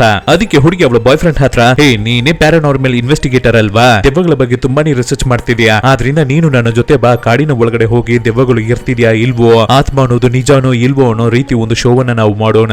ಯಾರಿಗಾದ್ರೂ ದೆವ್ವ ಹಿಡಿದಿದ್ರೆ ಅವರನ್ನ ವಿಡಿಯೋ ಮಾಡೋಣ, ಇಲ್ಲಾಂದ್ರೆ ಭಯಾನಕ ಕಾಡು ಅನ್ನೋ ರೀತಿಯ ಫಾರೆಸ್ಟ್ ಒಳಗಡೆ ಹೋಗಿ ಎಲ್ಲ ನಾವು ವಿಡಿಯೋ ಮಾಡೋಣ, ಅದನ್ನೇ ನಾವು ಶೋ ಆಗಿ ಟೆಲಿಕಾಸ್ಟ್ ಮಾಡೋಣ. ಸೊ ಇದಕ್ಕೆ ನೀನು ನನಗೆ ಹೆಲ್ಪ್ ಮಾಡ್ತೀಯ ಅಂತ ಹುಡುಗಿ ಕೇಳ್ಬೇಕಾದ್ರೆ ಬಾಯ್ ಫ್ರೆಂಡ್ ಇಲ್ಲ ಅಂತ ಹೇಳೋಕ್ಕಾಗುತ್ತಾ, ಅವನಿಗೆ ಸರಿ ಅಂತ ಹೇಳ್ತಾನೆ. ಅಷ್ಟೇ ಅವ್ರಿಗೆ ಬೇಕಾಗಿರುವ ಟೀಮ್ ಅನ್ನ ರೆಡಿ ಮಾಡಿ ಹೊರಡ್ತಾರೆ. ಅವರ ಟೀಮ್ ಮಾತ್ರ ಸೆಪರೇಟ್ ಆಗಿ ಒಂದು ಕಾರಲ್ಲಿ ಹೋಗ್ತಾರೆ. ಈ ಲವರ್ಸ್ ಜೋಡಿ ಇಬ್ಬರು ಮಾತ್ರ ಸೆಪರೇಟ್ ಆಗಿ ಬೈಕ್ ಅಲ್ಲಿ ಹೋಗ್ತಾರೆ. ಇವಾಗ ಹಾಗೆ ಸೀನ್ ಅನ್ನು ಕಟ್ ಮಾಡಿದ್ರೆ ದಟ್ಟವಾಗಿ ಇರ್ತಾ ಇರುವ ಕಾಡಿನ ಒಳಗಡೆ ಇರ್ತಾ ಇರುವ ಒಂದು ಊರಿನಲ್ಲಿ ಇರ್ತಾ ಇರುವ ಒಂದು ಪೊಲೀಸ್ ಸ್ಟೇಷನ್ ಗೆನೆ ನಮ್ಮ ಹೀರೋ ಕೆಲಸಕ್ಕೆ ಬಂದಿರೋದು ಇವಾಗ ಟ್ರಾನ್ಸ್ಫರ್ ಆಗಿ. ಸೊ ಆ ಊರಿನಲ್ಲಿ ಇರ್ತಾ ಇರುವ ಒಬ್ಬರು SI ಅನ್ನ ನಮಗೆ ತೋರಿಸ್ತಾರೆ. ಅವರು ಆ ಊರಿನಲ್ಲಿ ಇರ್ತಾ ಇರುವ ಒಂದು ದೊಡ್ಡ VIP ಅನ್ನ ಹೋಗಿ ಮೀಟ್ ಮಾಡ್ತಾರೆ. ಆ VIP ಗೆ ಕಾಡಿನ ಒಳಗಡೆನೆ ತುಂಬಾನೇ ದೊಡ್ಡ ಪ್ರಾಪರ್ಟೀಸ್, ಜಾಸ್ತಿ ಪ್ರಾಪರ್ಟೀಸ್, ಆಸ್ತಿ ಪಾಸ್ತಿ ಏನೇನೋ ಬಿಸ್ನೆಸ್, ತುಂಬಾನೇ ಹೇಳ್ಬೇಕಂದ್ರೆ ದೊಡ್ಡ ಸಾಹುಕಾರ. ಸೊ SI ಅವರನ್ನ ಹೋಗಿ ಮೀಟ್ ಮಾಡಿ ಈ ರೀತಿ ನಮ್ಮ ಊರ್ ಪೊಲೀಸ್ ಸ್ಟೇಷನ್ಗೆ ಹೊಸದಾಗಿ ಒಬ್ಬರು ಪೊಲೀಸ್ ಇನ್ಸ್ಪೆಕ್ಟರ್ ಬರ್ತಿದ್ದಾರೆ, ಸೊ ಅವರು ಸ್ಟೇ ಮಾಡೋದಕ್ಕೆ ಒಂದು ಮನೆ ಬೇಕು ಅಂತ ಹೇಳ್ಬೇಕಾದ್ರೆ ತಕ್ಷಣವೇ ಈ ಸಾಹುಕಾರ ಅವರ ಬಂಗ್ಲಾ ಒಂದರ ಕೀಯನ್ನ ತೆಗೆದು ಕೊಡ್ಬೇಕಾದ್ರೆ ಇದನ್ನ ನೋಡಿ SI ತುಂಬಾನೇ ಶಾಕ್ ಆಗ್ತಾರೆ. ಅಯ್ಯೋ ಬಾಸ್, ಇಷ್ಟು ದೊಡ್ಡ ಬಂಗ್ಲಾ ಏನಕ್ಕೆ, ಬೇರೆ ಏನಾದ್ರೂ ಚಿಕ್ಕ ಮನೆ ಇದ್ರೆ ಹೇಳಿ ಸಾಕು, ರೆಂಟ್ ಕೂಡ ಪೇ ಮಾಡ್ಕೊಳ್ಳೋಣ ಅಂತ ಹೇಳಿದ್ರೆ ಇಲ್ಲ ಅದೆಲ್ಲ ಏನು ಬೇಕಾಗಿಲ್ಲ, ನೀವು ಈ ಬಂಗ್ಲಾದಲ್ಲಿ ಸ್ಟೇ ಮಾಡಿಸಿ ಅವರನ್ನ. ಅಕಸ್ಮಾತ್ ಆ ಇನ್ಸ್ಪೆಕ್ಟರ್ ಯಾವುದೇ ರೀತಿಯ ಪ್ರಾಬ್ಲಮ್ ಆ ಬಂಗ್ಲಾದಲ್ಲಿ ಇಲ್ಲ ಅಂತ ಅವನು ಆರಾಮಾಗಿ ಅಲ್ಲಿ ಸ್ಟೇ ಆಗಿದ್ರೆ ಆಮೇಲೆ ಅವರು ವೆಕೆಟ್ ಮಾಡಿದ ತಕ್ಷಣ ಖಂಡಿತ ಆ ಬಂಗ್ಲಾವನ್ನ ನಾವು ಸೇಲ್ ಮಾಡ್ಬಿಡೋಣ, ಇಲ್ಲಾಂದ್ರೆ ಬೇರೆ ಯಾರಿಗಾದ್ರೂ ರೆಂಟಿಗೆ ಕೊಡೋಣ. ಅಕಸ್ಮಾತ್ ಏನಾದ್ರೂ ಆ ಇನ್ಸ್ಪೆಕ್ಟರ್ಗೆ ಆಗೋಯ್ತು ಅಂದ್ರೆ ನಮ್ಮ ಊರಿಗೆ ಇನ್ಸ್ಪೆಕ್ಟರ್ ಅಂತ ಏನುವೇ ಬೇಕಾಗಿಲ್ಲ, ನೀನೇನೆ ಸಾಕು, ನೀನೇನೆ ಈ ಊರನ್ನ ನೋಡ್ಕೋ ಅಂತ ಹೇಳ್ತಾರೆ. ಸಿಂಪಲ್ ಆಗಿ ಏನು ವಿಷಯ ಅಂದ್ರೆ ನಮ್ಮ ಹೀರೋ ಇವಾಗ ಯಾವ ಬಂಗ್ಲಾದಲ್ಲಿ ಸ್ಟೇ ಆಗಲಿದಾರೋ ಆ ಬಂಗ್ಲಾದಲ್ಲಿ ಏನು ಸಮಸ್ಯೆ ಇರ್ತಿದೆ ಅಂತ ಗೊತ್ತಾಗ್ತಿದೆ. ಸೊ ಇವಾಗ SI ಹೋಗಿ ನಮ್ಮ ಹೀರೋವನ್ನ ಪಿಕಪ್ ಮಾಡಿ ಕರ್ಕೊಂಡ್ ಬಂದು ಇವಾಗ ಯಾವ ಬಂಗ್ಲಾದಲ್ಲಿ ಹೀರೋವನ್ನ ಸ್ಟೇ ಮಾಡಿಸ್ಬೇಕು ಅಲ್ಲಿಗೆ ಕರ್ಕೊಂಡ್ ಬಂದ್ ಬಿಡ್ತಾನೆ. ಸೊ ಆ ಬಂಗ್ಲಾವನ್ನ ನೋಡ್ಬಿಟ್ಟು ನಮ್ಮ ಹೀರೋ ಬಂಗ್ಲಾ ಎಲ್ಲ ತುಂಬಾನೇ ದೊಡ್ಡದಾಗಿನೇ ಇರ್ತಿದೆ, ಆದ್ರೆ ನೋಡೋದಕ್ಕೆ ಏನೋ ಹಾಲ್ ಬಿದ್ದಿರೋ ರೀತಿ ತುಂಬಾನೇ ಕಸವಾಗಿರ್ತಿದೆಯಲ್ಲ, ಹಳೆ ಬಿಲ್ಡಿಂಗ್ ರೀತಿ ಕಾಣ್ತಿದೆಯಲ್ಲ, ಇಲ್ಲಿ ಯಾರು ಸ್ಟೇ ಮಾಡ್ತಿಲ್ವಾ, ಯಾಕೆ ಏನಾಯ್ತು ಅಂತ ಕೇಳಿದ್ರೆ ಸ್ವಲ್ಪ ವರ್ಷಗಳ ಹಿಂದೆ ಈ ಬಂಗ್ಲಾದಲ್ಲಿ ಒಂದು ಫ್ಯಾಮಿಲಿ ಸ್ಟೇ ಆಗಿದ್ರು, ಇವಾಗ ಅವರು ವೆಕೆಟ್ ಮಾಡಿ ಹೋಗ್ಬಿಟ್ಟಿದ್ದಾರೆ, ಅದರ ನಂತರ ಯಾರು ಇಲ್ಲಿಗೆ ಬರೋದಿಲ್ಲ, ಇಲ್ಲೊಬ್ಬ ಕೆಲಸಗಾರ ಇರ್ತಿದ್ದಾನೆ, ನಾನು ಬೇಕಾಗಿದ್ರೆ ಅವನನ್ನ ಬಂದು ಕ್ಲೀನ್ ಮಾಡೋಕೆ ಹೇಳ್ತೇನೆ ಅಂತ ಹೇಳ್ಬಿಟ್ಟು ಆಮೇಲೆ ಈ ಊರಲ್ಲಿ ಒಂದು ದೊಡ್ಡ ಜಮೀನು ಇರ್ತಿದ್ದಾರೆ, ಅವರೇನೆ ಈ ಬಂಗ್ಲಾವನ್ನ ನೀವು ಸ್ಟೇ ಮಾಡ್ಕೊಳ್ಳೋದಕ್ಕಾಗಿ ಕೊಟ್ಟಿದ್ದು, ರೆಂಟ್ ಕೂಡ ಪೇ ಮಾಡೋದು ಬೇಕಾಗಿಲ್ವಂತೆ, ಫ್ರೀ ಅಂತ ಹೇಳಿದ್ದಾರೆ ಅಂತ ಹೇಳ್ಬೇಕಾದ್ರೆ ನನಗೆ ಫ್ರೀ ಎಲ್ಲ ಬೇಕಾಗಿಲ್ಲ, ನಾನು ರೆಂಟ್ ಅನ್ನ ಪೇ ಮಾಡ್ತೀನಿ, ಬೇಗನೆ ಕೆಲಸದವನನ್ನ ಬಂದು ಕ್ಲೀನ್ ಮಾಡೋದಕ್ಕೆ ಹೇಳು, ನನಗೆ ಏನಾದ್ರೂ ಈ ಬಂಗ್ಲಾ ಸೆಟ್ ಆಯ್ತು ಅಂದ್ರೆ ನನ್ನ ಹೆಂಡತಿಯನ್ನ ಕೂಡ ಕರ್ಕೊಂಡು ಬಂದ್ಬಿಡ್ತೀನಿ, ಅವರು ಬೇರೆ ಇವಾಗ ಪ್ರೆಗ್ನೆಂಟ್ ಆಗಿರ್ತಿದ್ದಾರೆ ಅಂತ ಹೇಳ್ಬೇಕಾದ್ರೆ ಇದನ್ನ ಕೇಳಿದ ತಕ್ಷಣ SI ತುಂಬಾನೇ ಶಾಕ್ ಆಗ್ತಾರೆ. ಸರ್ ಏನ್ ಸರ್ ನೀವು ಹೇಳ್ತಾ ಇದ್ದೀರಾ, ಅವರನ್ನ ಏನಕ್ಕಾಗಿ ನೀವು ಇಲ್ಲಿಗೆ ಕರ್ಕೊಂಡ್ ಬರ್ತೀರಾ ಈ ಕಾಡಿನ ಒಳಗಡೆ, ಅದ್ರೊಳಗೆ ಪ್ರೆಗ್ನೆಂಟ್ ಆಗಿ ಬೇರೆ ಇರ್ತಿದ್ದಾರೆ ಅಂತ ಹೇಳ್ತಿದ್ದೀರಲ್ಲ, ಅವ್ರು ಅಲ್ಲೇನೆ ಇರ್ಲಿ ನೀವು ಇಲ್ಲೇನೆ ಇರಿ ಅಂತ ಹೇಳ್ಬೇಕಾದ್ರೆ ಯೋ SI ನೀನು ಏನಕ್ಕಯ್ಯ ಹೆದರ್ಕೋತಿದೀಯಾ, ಕಾಡಿನ ಒಳಗಡೆ ಇರ್ತಾ ಇರುವ ಮನೆಯಾಗಿರ್ತಿದ್ರು ಕೂಡ ಅಕ್ಕಪಕ್ಕದಲ್ಲಿ ಮನುಷ್ಯರು ಇರ್ತಿದ್ದಾರೆ, ಜೀವನ ಮಾಡ್ತಿದ್ದಾರೆ, ಗ್ರಾಮ ಇರ್ತಿದೆ, ಪೊಲೀಸ್ ಸ್ಟೇಷನ್ ಇರ್ತಿದೆ, ಈ ಊರಲ್ಲಿ ಎಲ್ಲವೂ ಇರ್ತಿದೆ, ಆದ್ರಿಂದ ಖಂಡಿತ ನನ್ನ ಹೆಂಡತಿಯನ್ನ ಇಲ್ಲಿಗೆ ಕರ್ಕೊಂಡ್ ಬರ್ತೀನಿ, ಸೊ ನೀನು ಕ್ಲೀನ್ ಮಾಡೋದಕ್ಕೆ ಒಬ್ಬ ಕೆಲಸಗಾರನ ಮಾತ್ರ ಕಳಿಸ್ಕೊಡು ಸಾಕು ಅಂತ ಹೇಳಿ ತಕ್ಷಣವೇ ರೆಡಿಯಾಗಿ ಪೊಲೀಸ್ ಸ್ಟೇಷನ್ಗೆ ಹೊರಟು ಎಲ್ಲಾ ಕೆಲಸವನ್ನು ಮಾಡೋದಕ್ಕೆ ಶುರು ಮಾಡ್ತಾರೆ ಹೀರೋ. ಹಾಗಿರ್ಬೇಕಾದ್ರೆ ಯಾರೋ ಸಡನ್ ಆಗಿ ಕಾಲ್ ಮಾಡ್ತಾರೆ. ಏನು ವಿಷಯ ಅಂತ ಕೇಳಿದ್ರೆ ಕಾಡಿನ ಒಳಗಡೆ ಯಾರೋ ಒಬ್ಳು ಹುಡುಗಿ ನೇಣೆ ಹಾಕೊಂಡು ಸತ್ತೋಗ್ಬಿಟ್ಟಿದ್ದಾಳಂತೆ. ಸೊ ವಿಷಯ ಕೇಳ್ಪಟ್ಟಿದ ತಕ್ಷಣವೇ ಎಲ್ಲರೂ ಹೊರಟು ಅಲ್ಲಿಗೆ ಹೋಗಿ ನೋಡ್ತಾರೆ. ನೋಡಿದ್ರೆ ಒಂದು ದೊಡ್ಡ ಮರದ ಟಾಪ್ ಅಲ್ಲಿ ಅಷ್ಟು ಎತ್ತರದಲ್ಲಿ ಒಬ್ಳು ಹುಡುಗಿ ನೇಣೆ ಹಾಕೊಂಡು ಸತ್ತು ನೇತಾಡ್ತಿರ್ತಾಳೆ. ಇದನ್ನ ನೋಡೋದಕ್ಕೆ ಆ ಹುಡುಗಿ ತನ್ನನ್ನ ತಾನೇ ಕೊಂದ್ಕೊಂಡಿರೋ ರೀತಿ ಕಾಣ್ತಿಲ್ಲ, ಯಾರೋ ಅವಳ ಕತ್ತಿಗೆ ಟೈಟ್ ಆಗಿ ಹಗ್ಗವನ್ನ ಬಿಗ್ದು ಅವಳನ್ನ ಕೊಂದಿದ್ದಾರೆ ಆ ರೀತಿನೇ ಕಾಣ್ತಿರುತ್ತೆ. ಸೊ ಇದನ್ನ ನೋಡಿದ ತಕ್ಷಣ ಊರಿಗೆ ಹೊಸದಾಗಿ ಬಂದಿರುವ ನಮ್ಮ ಇನ್ಸ್ಪೆಕ್ಟರ್ ಹೀರೋ ಬೇಗನೆ ಫೈರ್ ಡಿಪಾರ್ಟ್ಮೆಂಟ್ ಗೆ ಕಾಲನ್ನ ಮಾಡಿ ಅವರು ಬಂದ್ರೇನೆ ಡೆಡ್ ಬಾಡಿಯನ್ನ ಮೇಲಿಂದ ಕೆಳಗಡೆ ಇಳಿಸ್ಕೊಡ್ತಾರೆ ಅಂತ ಹೇಳಿದ್ರೆ ಅದಕ್ಕೆ SI ಸರ್ ಕಾಡಿನ ಒಳಗಡೆ ಫೈರ್ ಡಿಪಾರ್ಟ್ಮೆಂಟ್ ಅಂತಲ್ಲ ಏನೂ ಇಲ್ಲ, ಗಣೇಶ್ ಅಂತ ಒಬ್ಬ ಲೋಕಲ್ ಹುಡುಗ ಇರ್ತಿದ್ದಾನೆ, ಅವನೇನೆ ಇಂತಹ ಕೆಲಸಗಳನ್ನೆಲ್ಲ ಮಾಡೋದು, ಅವನಿಗೆ ಒಂದು ಕ್ವಾರ್ಟರ್ ಅನ್ನು ಕೊಟ್ಟು 5,000 ಹಣವನ್ನ ಕೊಟ್ಟರೆ ಸಾಕು, ಅವನೇನೆ ಎಲ್ಲವನ್ನು ಮಾಡ್ಬಿಡ್ತಾನೆ ಅಂತ ಹೇಳ್ಬೇಕಾದ್ರೆ ಇವ್ ಏನಯ್ಯ ನೀನು ಹೇಳ್ತಿದ್ಯಾ, ಯಾರೋ ಲೋಕಲ್ ಹುಡುಗ ಅಂತಿದ್ಯಾ, ಹಣ ಕೊಟ್ರೆ ಎಲ್ಲವನ್ನು ಮಾಡ್ಬಿಡ್ತಾನೆ ಅಂತಿದ್ಯಾ, ಇವನ್ನೆಲ್ಲ ನಾವೇನೆ ಮಾಡ್ಬೇಕು ಅಂತ ಹೇಳಿದ್ರೆ ಸರ್ ಕಾಡಿನ ಒಳಗಡೆ ಎಲ್ಲವನ್ನು ನಾವು ಈ ರೀತಿನೇ ಮಾಡ್ಕೊಂಡು ಹೋಗ್ಬೇಕು, ಎಲ್ಲಾ ವಿಷಯಗಳನ್ನು ಇಲ್ಲಿ ಲೀಗಲ್ ಆಗಿ ಮಾಡೋಕ್ಕಾಗುದಿಲ್ಲ, ಇಲ್ಲಿ ಫೈರ್ ಡಿಪಾರ್ಟ್ಮೆಂಟ್ ಮಿಕ್ಕಿರೋರ ಯಾರು ಬಂದು ನಮಗೆ ಹೆಲ್ಪ್ ಮಾಡಿ ಕೆಳಗಡೆ ಇಳಿಸಿ ಕೊಡಲ್ಲ, ನಮಗೆ ಬೇರೆ ಆಪ್ಷನ್ ಇಲ್ಲ ಸರ್ ಅಂತ ಹೇಳ್ಬಿಟ್ಟು ಆ ಗಣೇಶ್ಗೆ ಫೋನ್ ಕಾಲ್ ಅನ್ನ ಮಾಡಿ ಕರೆಸ್ತಾರೆ. ಅದೇ ತರ ಗಣೇಶ್ವೇ ಬರ್ತಾನೆ, ಮರಕ್ಕೆ ಹಗ್ಗವನ್ನ ಹಾಕಿ ಮೇಲ್ ಹತ್ತಿ ಡೆಡ್ ಬಾಡಿ ಬಾಡಿಯನ್ನ ಕೆಳಗಡೆನು ಇಳಿಸಿ ತಂದು ಕೊಡ್ತಾನೆ. ಸೊ ಅದಕ್ಕಾದ ಹಣವನ್ನು ತಗೊಂಡು ಅವನು ಅಲ್ಲಿಂದ ಹೊರಡೋಣ ಅನ್ಕೋಬೇಕಾದ್ರೆ ಅವನು ಆಂಬುಲೆನ್ಸ್ ಗಾಡಿಯನ್ನ ಡ್ರೈವ್ ಮಾಡಿ ಬಂದಿರ್ತಾನೆ. ಆದ್ರಿಂದ ನಮ್ಮ ಹೀರೋ ಅವನಿಗೆ ನೀನು ಈ ಆಂಬುಲೆನ್ಸ್ ಅಲ್ಲಿ ಡೆಡ್ ಬಾಡಿನ ಹಾಕಿ ತಗೊಂಡು ಹೋಗಿ ಮಾರ್ಚುವರಿಯಲ್ಲಿ ಕೊಟ್ಬಿಡು, ಅವರು ಪೋಸ್ಟ್ ಮಾರ್ಟಮ್ ಕೆಲಸವನ್ನೆಲ್ಲ ಮಾಡ್ತಾರೆ, ಮಿಕ್ಕಿರುವ ಕೆಲಸಗಳನ್ನ ನಾವು ನೋಡ್ಕೋತೀವಿ ಅಂತ ಹೇಳ್ಬೇಕಾದ್ರೆ ಅದಕ್ಕಾದ ಹಣವನ್ನು ತಗೊಂಡು ಅಲ್ಲಿಂದ ಹೊರಡ್ತಾನೆ ಗಣೇಶ್ ಬಾಡಿಯನ್ನ ತಗೊಂಡು. ನಂತರ ಹೀರೋನ ಕರ್ಕೊಂಡು ಹೋಗಿ SI ಅವರ ಮನೆ ಮುಂದೆ ಡ್ರಾಪ್ ಮಾಡ್ಬೇಕಾದ್ರೆ ಹೀರೋನು ಸರಿ ಅಂತ ಹೋಗ್ತಾರೆ. ಆವಾಗ SI ಸರ್ ನೀವು ಒಬ್ಬರೇನ ಸ್ಟೇ ಮಾಡ್ತಿದ್ದೀರಾ, ನಾನು ಬೇಕಾಗಿದ್ರೆ ನಿಮಗೆ ಸೇಫ್ಟಿಗಾಗಿ ಇಲ್ಲಿ ಸ್ಟೇ ಆಗ್ಲಾ ಅಂತ ಕೇಳಿದ್ರೆ ಯೋ ಏನಯ್ಯ ನನ್ನನ್ನ ನೋಡಿದ್ರೆ ಏನು ಕಾಮಿಡಿ ಪೀಸ್ ರೀತಿ ಕಾಣ್ತಿದ್ಯಾ, ಹೆದ್ರು ಪುಕ್ಲ ರೀತಿ ಇರ್ತಿದ್ಯಾ, ನಿನಗೆ ತುಂಬಾನೇ ಕೆಲಸ ಇರ್ತಿದೆ, ನೀನು ಹೊರಟೋಗಿ ಮಾರ್ಚುವರಿಯಲ್ಲಿ ಡೆಡ್ ಬಾಡಿಯ ಪೋಸ್ಟ್ ಮಾರ್ಟಮ್ ಕೆಲಸ ಎಲ್ಲ ಕರೆಕ್ಟ್ ಆಗಿ ಆಗ್ತಿದ್ಯಾ, ಮಿಕ್ಕಿರುವ ಕೆಲಸಗಳೆಲ್ಲ ಕರೆಕ್ಟ್ ಆಗಿ ನಡೀತಿದ್ಯಾ ಅನ್ನೋದನ್ನೆಲ್ಲ ಚೆಕ್ ಮಾಡ್ಕೋಬಿಟ್ಟು ನಂತರ ಮನೆಗೆ ಹೋಗಿ ನಾನು ಇಲ್ಲಿ ಅಲೋನ್ ಆಗಿ ಸ್ಟೇ ಮಾಡ್ಕೋತೀನಿ, ನನಗೆ ಇಲ್ಲಿ ಯಾವುದೇ ರೀತಿಯ ಪ್ರಾಬ್ಲಮ್ ಇಲ್ಲ ಅಂತ ಹೇಳ್ಬೇಕಾದ್ರೆ SI ಇವೇ ಒಂದ್ ರೀತಿ ಯೋಚನೆ ಮಾಡ್ಕೊಂಡೆ ಅಲ್ಲಿಂದ ಹೊರಡ್ತಾರೆ. ನಮಗುವೆ ಕ್ಯಾಮೆರಾ ಆಂಗಲ್ ಮುಖಾಂತರ ಈ ಮನೇಲಿ ಏನೋ ಸಮಥಿಂಗ್ ಪ್ರಾಬ್ಲಮ್ ಇದೆ ಅನ್ನೋ ರೀತಿನೇ ತೋರಿಸ್ತಿರ್ತಾರೆ. ಇವಾಗ ಹಾಗೆ ಕಟ್ ಮಾಡಿ ಕಾಡಿನ ಒಳಗಡೆ ಡೆಡ್ ಬಾಡಿಯನ್ನ ತಗೊಂಡು ಬರ್ತಾ ಇರುವ ನಮ್ಮ ಗಣೇಶನೇ ತೋರಿಸ್ತಾರೆ. ಅವರು ಕಾಡಿನ ಒಳಗಡೆ ಗಾಡಿಯನ್ನ ಡ್ರೈವ್ ಮಾಡಿ ಹೋಗ್ತಿರ್ಬೇಕಾದ್ರೆ ಸಡನ್ ಆಗಿ ಏನೋ ಸದ್ದಾಗುತ್ತೆ. ಏನದು ಸದ್ದು ಅಂತ ಗಾಬರಿಯಾಗಿ ಹಿಂದೆ ತಿರುಗಿ ನೋಡ್ಬೇಕಾದ್ರೆ ಅಲ್ಲಿ ಇರ್ತಾ ಇರುವ ಡೆಡ್ ಬಾಡಿ ಎದ್ದು ಕೂತಿರುತ್ತೆ. ಇದನ್ನ ನೋಡಿದ ಗಣೇಶ್ಗೆ ತುಂಬಾನೇ ಭಯನೇ ಆಗ್ಬಿಡುತ್ತೆ. ಡೆಡ್ ಬಾಡಿ ಎದ್ದು ಹೇಗೆ ಕೂತ್ಕೊಳ್ಳೋದಕ್ಕೆ ಚಾನ್ಸ್ ಅಂದ್ಬಿಟ್ಟು ಗಾಬರಿಯಾಗಿದ್ದ ಗಣೇಶ್ ಹಿಂದೆ ಹೋಗಿ ಡೋರ್ ಓಪನ್ ಮಾಡಿ ನೋಡಿದ್ರೆ ಇವಾಗ ಡೆಡ್ ಬಾಡಿಯನ್ನ ಕಾಣ್ತಾನೆ ಇಲ್ಲ. ಆಗಿರ್ಬೇಕಾದ್ರೆ ಸಡನ್ ಆಗಿ ಒಂದು ಹುಡುಗಿ ಆತ್ಮ ಬಂದು ನಮ್ಮ ಗಣೇಶ್ಗೆ ಹಾಕಿ ಹೊಡೆದು ಭೂತ ಬಿಡಿಸುತ್ತೆ. ನಿಮ್ಮನೆ ಏಟು ನಮ್ಮನೆ ಏಟು ಇಲ್ಲ, ಇದು ದೆವ್ವದ ಏಟು ಅಷ್ಟೇ, ಅವನ ಕಥೆನೆ ಮುಗಿಸ್ಬಿಡುತ್ತೆ. ಹಾಗೆ ಕಟ್ ಮಾಡಿ ಈ ಕಡೆ ನಮ್ಮ ಹೀರೋವನ್ನ ನೋಡಿದ್ರೆ ಅವನ ಹೆಂಡತಿಗೆ ಕಾಲನ್ನ ಮಾಡಿ ಮಾತಾಡ್ತಿರ್ತಾನೆ. ಆ ರೀತಿ ಫೋನ್ ಅಲ್ಲಿ ಮಾತಾಡ್ತಿರ್ಬೇಕಾದ್ರೇನೆ ಸಡನ್ ಆಗಿ ಮನೆ ಒಳಗಡೆ ಏನೋ ಕೆಳಗಡೆ ಬಿದ್ದು ಹೊಡೆದ ರೀತಿ ಸದ್ದಾಗುತ್ತೆ. ಸೊ ಹೆಂಡತಿಗೆ ಒಂದು ನಿಮಿಷ ವೆಯ್ಟ್ ಮಾಡು, ಏನೋ ಸದ್ದಾಯ್ತು ಅಂತ ಹೇಳ್ಬಿಟ್ಟು ಒಳಗಡೆ ಬಂದು ನೋಡಿದ್ರೆ ಒಂದು ಸೆರಾಮಿಕ್ ಬೌಲ್ ಕೆಳಗಡೆ ಬಿದ್ದು ಹೊಡೆದೋಗಿರುತ್ತೆ. ಅದೇ ಸಮಯದಲ್ಲಿ ಅಲ್ಲಿರುವ ಕಿಟಕಿ ಡೋರ್ ಎಲ್ಲ ಗಾಲಿಗೆ ಅಲ್ಲಾಡ್ತಿರುತ್ತೆ. ಒಂದು ಸೆರಾಮಿಕ್ ಬೌಲ್ ಹೇಗೆ ಗಾಲಿಗೆ ಕೆಳಗಡೆ ಬೀಳುತ್ತೆ ಅಂತ ಹೀರೋ ಯೋಚನೆ ಮಾಡ್ತಿರ್ಬೇಕಾದ್ರೆ ಅದೇ ಸಮಯದಲ್ಲಿ ಹೊರಗಡೆ ಯಾರೋ ಗಂಡ ಹೆಂಡತಿ ಜಗಳ ಮಾಡ್ಕೊಳ್ಳೋ ರೀತಿನೋ ಆರ್ಗ್ಯುಮೆಂಟ್ ಮಾಡ್ತಿರೋ ರೀತಿನೋ ಸದ್ ಮಾಡ್ತಿರೋ ರೀತಿ ಸೌಂಡ್ಸ್ ಕೇಳ್ತಿರ್ಬೇಕಾದ್ರೆ ತುಂಬಾನೇ ಕನ್ಫ್ಯೂಷನ್ ಆಗಿದೆ ನಮ್ಮ ಹೀರೋ ಟಾರ್ಚ್ ಲೈಟ್ ಅನ್ನ ತಗೊಂಡು ಹೊರಗಡೆ ಬರ್ತಾನೆ. ಒಂಥರ ಭಯದಲ್ಲೇ ಹೊರಗಡೆ ಬರ್ತಾನೆ. ಆ ರೀತಿ ಹೊರಗಡೆ ಬಂದು ನೋಡ್ಬೇಕಾದ್ರೆ ಆ ಮನೆ ಸರೌಂಡಿಂಗ್ ಅಲ್ಲಿ ಹಾಲ್ ಬಿದ್ದಿರುವ ಒಂದು ಹಳೆ ಬಾವಿ ಇರುತ್ತೆ. ಅದ್ರ ಒಳಗಡೆಯಿಂದಾನೇ ಆ ಸದ್ದು ಬರ್ತಿರುತ್ತೆ. ಏನು ಇದ್ರ ಒಳಗಡೆಯಿಂದ ಸದ್ದು ಬರ್ತಿದೆಯಲ್ಲ ಅಂತ ಕನ್ಫ್ಯೂಷನ್ ಆಗಿದ್ದ ನಮ್ಮ ಹೀರೋ ತಲೆ ಹಾಕಿ ಒಳಗಡೆ ನೋಡಿದ್ರೆ ಏನುವೇ ಇರೋದಿಲ್ಲ. ಆ ಸಮಯದಲ್ಲಿ ಯಾರೋ ಹಿಂದೆ ಬಂದು ನಿಂತ್ಕೋತಾರೆ ನೋಡಿ ತುಂಬಾನೇ ಹೆದರೋದ ನಮ್ಮ ಹೀರೋ ಫಟಾರ್ ಅಂತ ಹಿಂದೆ ಇರೋರಿಗೆ ಹೊಡೆದು ಬಿಡ್ತಾನೆ. ಸರ್ ನನ್ನನ್ನ ಏನಕ್ಕೆ ಸರ್ ಹೊಡಿತಿದ್ದೀರಾ, ನಿಮಗೆ ಹೆಲ್ಪ್ ಮಾಡೋದಕ್ಕೆ ಮತ್ತೆ ಈ ಮನೆಯನ್ನ ಕ್ಲೀನ್ ಮಾಡೋದಕ್ಕೆ SI ನನ್ನನ್ನ ಇಲ್ಲಿಗೆ ಕಳಿಸ್ಕೊಟ್ಟಿದ್ದು ಅಂತ ಹೇಳ್ಬೇಕಾದ್ರೆ ಅಯ್ಯೋ ಪಾಪಿ ಸದ್ ಮಾಡ್ಕೊಂಡೆ ಬರೋದು ತಾನೆ, ಸೈಲೆಂಟ್ ಆಗಿ ಬಂದು ಹಿಂದೆ ನಿಂತ್ರೆ ನಾನು ಏನಂತ ಅನ್ಕೊಳ್ಳೋದು, ಕರಿಯೋಣ ಅನ್ಕೊಂಡೆ ಸರ್, ಅಷ್ಟರಲ್ಲಿ ನೀವು ಹೊಡೆದ್ ಬಿಟ್ರೆ ನೀವು ಹೊಡೆದಿದ್ದ ಏಟಿಗೆ ನನಗೆ ರಕ್ತಾನೆ ಬರ್ತಿದೆ, ಸರಿ ಅದನ್ನು ಹೊರಿಸ್ಕೊಂಡು ನೀನು ಮನೆಗೆ ಹೊರಡು, ನಾಳೆಯಿಂದ ನೀನು ಕೆಲ್ಸಕ್ಕೆ ಬಾ ಅಂತ ಹೇಳಿ ಆ ಕೆಲಸಗಾರನನ್ನ ಅಲ್ಲಿಂದ ಕಳ್ಸಿಕೊಟ್ಬಿಡ್ತಾರೆ ಹೀರೋ. ಇವಾಗ ನೆಕ್ಸ್ಟ್ ದಿನ ಬೆಳಗ್ಗೆ ನೋಡ್ಬೇಕಾದ್ರೆ ನಮ್ಮ SI ಮಿಕ್ಕಿರುವ ಪೊಲೀಸ್ ಟೀಮ್ ಅನ್ನ ಕರ್ಕೊಂಡು ಡೈರೆಕ್ಟ್ ಆಗಿ ನಮ್ಮ ಹೀರೋ ಅವರ ಮನೆಗೆನೆ ಬರ್ತಾರೆ. ಸರ್ ಈ ರೀತಿ ಗಣೇಶನು ಕಾಣಿಸ್ತಿಲ್ಲ, ಅವನು ಹೋಗಿದ್ದ ಗಾಡಿ ಆ ಡೆಡ್ ಬಾಡಿ ಏನೂ ಕಾಣ್ತಿಲ್ಲ ಸರ್, ಎಲ್ಲವೇ ಮಿಸ್ ಆಗ್ಬಿಟ್ಟಿದೆ ಅಂತ ಹೇಳ್ಬೇಕಾದ್ರೆ ಅಯ್ಯೋ ಸರ್ ನಾನು ನಿನ್ನೆನೆ ಹೇಳ್ದೆ ಅಲ್ವಾ ಇದೆಲ್ಲ ಬೇಡ ಅಂತ, ನೀವೇನೇ ಅವನು ರೆಗ್ಯುಲರ್ ಆಗಿ ಮಾಡ್ತಾನೆ ಈ ಕೆಲಸಗಳನ್ನೆಲ್ಲ ಕರೆಕ್ಟ್ ಆಗಿ ಇರ್ತಾನೆ ಅಂತ ಹೇಳಿದ್ರಿ, ಇವಾಗ ಡೆಡ್ ಬಾಡಿ ಮಿಸ್ ಆಗ್ಬಿಟ್ಟಿದೆ ಅಂತ ಗೊತ್ತಾದ್ರೆ ಆ ಹುಡುಗಿ ಫ್ಯಾಮಿಲಿ ಅವರೆಲ್ಲ ಜೋರಾಗಿ ಜಗಳ ಮಾಡ್ತಾರೆ. ಸೊ ದೊಡ್ಡ ಪ್ರಾಬ್ಲಮ್ ಆಗೋಕ್ಕೂ ಮುಂಚೆ ಹೇಗಾದ್ರೂ ಹೋಗಿ ಹುಡುಕಿ ಕಂಡಿಡ್ದು ಆ ಗಣೇಶನು ಆ ಡೆಡ್ ಬಾಡಿಯನ್ನು ತಗೊಂಡು ಬಂದು ಸೇರಿಸಿ ಅಂತ ಹೇಳಿ SI ಟೀಮ್ ಅನ್ನ ನಮ್ಮ ಹೀರೋ ಅಲ್ಲಿಂದ ಕಳಿಸ್ಕೊಡ್ತಾರೆ. ಇವಾಗ ಹಾಗೆ ಸೀನ್ ಅನ್ನ ಕಟ್ ಮಾಡಿದ್ರೆ ನಮ್ಮ ಹೀರೋ ಅವರ ಮನೆಗೆ ಕೆಲಸಕ್ಕೆ ಬರ್ತೀನಿ ಅಂತ ಒಬ್ಬ ಕೆಲಸಗಾರ ಬಂದಿದ್ದ ಅಲ್ವಾ, ಅವನು ಇವಾಗ ಹೋಗಿ ಆ ದೊಡ್ಡ ಜಮೀನನ್ನ ಮೀಟ್ ಮಾಡ್ತಾನೆ. ಸರ್ ನೀವು ಹೇಳಿದ್ರಿ ಅಂತ ಮನೇನ ಕ್ಲೀನ್ ಮಾಡೋಣ ಅಂತ ನಾನು ಹೋದ್ರೆ ಆ ಪೊಲೀಸು ನನ್ನ ನೀವು ಹೊಡೆದ್ ಬಿಟ್ರು ಸರ್, ಯೋ ಗೊತ್ತಿಲ್ದೆ ತಾನೇ ಹೊಡೆದಿದ್ದು, ಬಿಡಯ್ಯ ಇನ್ನು ರೆಗ್ಯುಲರ್ ಆಗಿ ಆ ಹೋಲಿ ವಾಟರ್ ಅನ್ನ ಬಾವಿಗೆ ಸುರಿತಿದ್ಯೋ ಇಲ್ವೋ ಅಂತ ಕೇಳಿದ್ರೆ ಸರ್ ನಾನ್ ಡೈಲಿ ಸುರಿತಾನೆ ಇದ್ದೀನಿ ಸರ್, ಆದ್ರೆ ಈ ಸಲ ಹೋಗಿ ನಿನ್ನೆ ಹಾಕೋಣ ಅಂತ ಹೋಗ್ಬೇಕಾದ್ರೆ ಆ ಪೊಲೀಸ್ ಅವರು ಆ ಜಾಗದಲ್ಲಿ ಇದ್ರಲ್ಲ ಸರ್, ಅದಕ್ಕೆ ಹಾಕೋದಕ್ಕಾಗ್ಲಿಲ್ಲ, ಮೇ ಬಿ ನನಗೆ ಗೊತ್ತಿದ್ದು ಆ ಪೊಲೀಸು ನಮಗೆ ಪ್ರಾಬ್ಲಮ್ ಆಗಿರ್ತಾರೆ ಅಂತ ಅನ್ಸ್ತಿದೆ ಸರ್ ಅಂತ ಹೇಳ್ಬೇಕಾದ್ರೆ ಅದಕ್ಕೆ ಜಮೀನು ಅಕಸ್ಮಾತ್ ಅವನು ಏನಾದ್ರೂ ನಮಗೆ ತುಂಬಾನೇ ಪ್ರಾಬ್ಲಮ್ ಆಗಿದ್ರೆ ಬೇರೆ ದಾರಿನೇ ಇಲ್ಲ, ಅವನು ಕೊಫಿನ್ ಬಾಕ್ಸ್ ಗೆ ಸೇರ್ಕೊತಾನೆ ಅಂತ ಹೇಳಿ ಕೆಲಸಗಾರನ ಜೊತೆ ಜಮೀನು ಮಾತಾಡ್ತಿರ್ಬೇಕಾದ್ರೆ ಆ ಜಾಗಕ್ಕೆ ಒಬ್ಬ ಗುಲಾಮ ಬರ್ತಾನೆ, ರೌಡಿ ಹುಡುಗ. ಸರ್ ಈ ರೀತಿ ನಿಶಾಮ್ ಅವರು ಬರ್ತಿದ್ದಾರೆ ಅಂತ ನೀವು ಹೇಳಿದ್ರಲ್ಲ ಸರ್, ಸೊ ಅವರು ಸ್ಟೇ ಆಗೋದಕ್ಕೆ ಎಲ್ಲಾ ತರದ ಫೆಸಿಲಿಟೀಸ್ ಅನ್ನು ನಾನು ಮಾಡ್ಕೊಟ್ಟಾಯ್ತು, ಇನ್ನ ಬೇರೆ ಏನು ಸರ್ ರೆಡಿ ಮಾಡ್ಬೇಕು ಅಂತ ಕೇಳ್ಬೇಕಾದ್ರೆ ಆಕ್ಚುಲಿ ಸ್ಟಾರ್ಟಿಂಗ್ ಅಲ್ಲಿ ಒಂದು ಲವರ್ಸ್ ಕಪಲ್ ಅನ್ನ ನಮಗೆ ತೋರ್ಸಿದ್ರಲ್ವಾ, ಅದ್ರಲ್ಲಿ ಆ ಹುಡುಗಿಯ ಹೆಸರು ನಿಶಾ ಹುಡುಗಿ ಬೇರೆ ಯಾರು ಇಲ್ಲ ನಮ್ಮ ದೊಡ್ಡ ಜಮೀನ್ ಅವನ ಮಗಳೇ, ಬೇಗ ನಿಶಾನಿ ಇಲ್ಲಿಗೆ ಬಂದ್ಬಿಡ್ತಾಳೆ, ಅವಳು ಬಂದ್ಮೇಲೆ ಅವಳಿಗೆ ಏನು ಬೇಕು ಅಂತ ಕೇಳಿ ಫೆಸಿಲಿಟೀಸ್ ಅನ್ನ ಮಾಡ್ಕೊಟ್ಬಿಡು ಅಂತ ಹೇಳಿ ಜಮೀನು ಹುಡುಗರ ಹತ್ರ ಮಾತಾಡ್ತಿರ್ಬೇಕಾದ್ರೇನೆ ಕರೆಕ್ಟ್ ಆಗಿ ಆ ಸಮಯಕ್ಕೆ ನಮ್ಮ ನಿಶಾ ಅವಳ ಬಾಯ್ ಫ್ರೆಂಡ್ ಅಲ್ಲಿಗೆ ಬಂದ್ಬಿಡ್ತಾರೆ.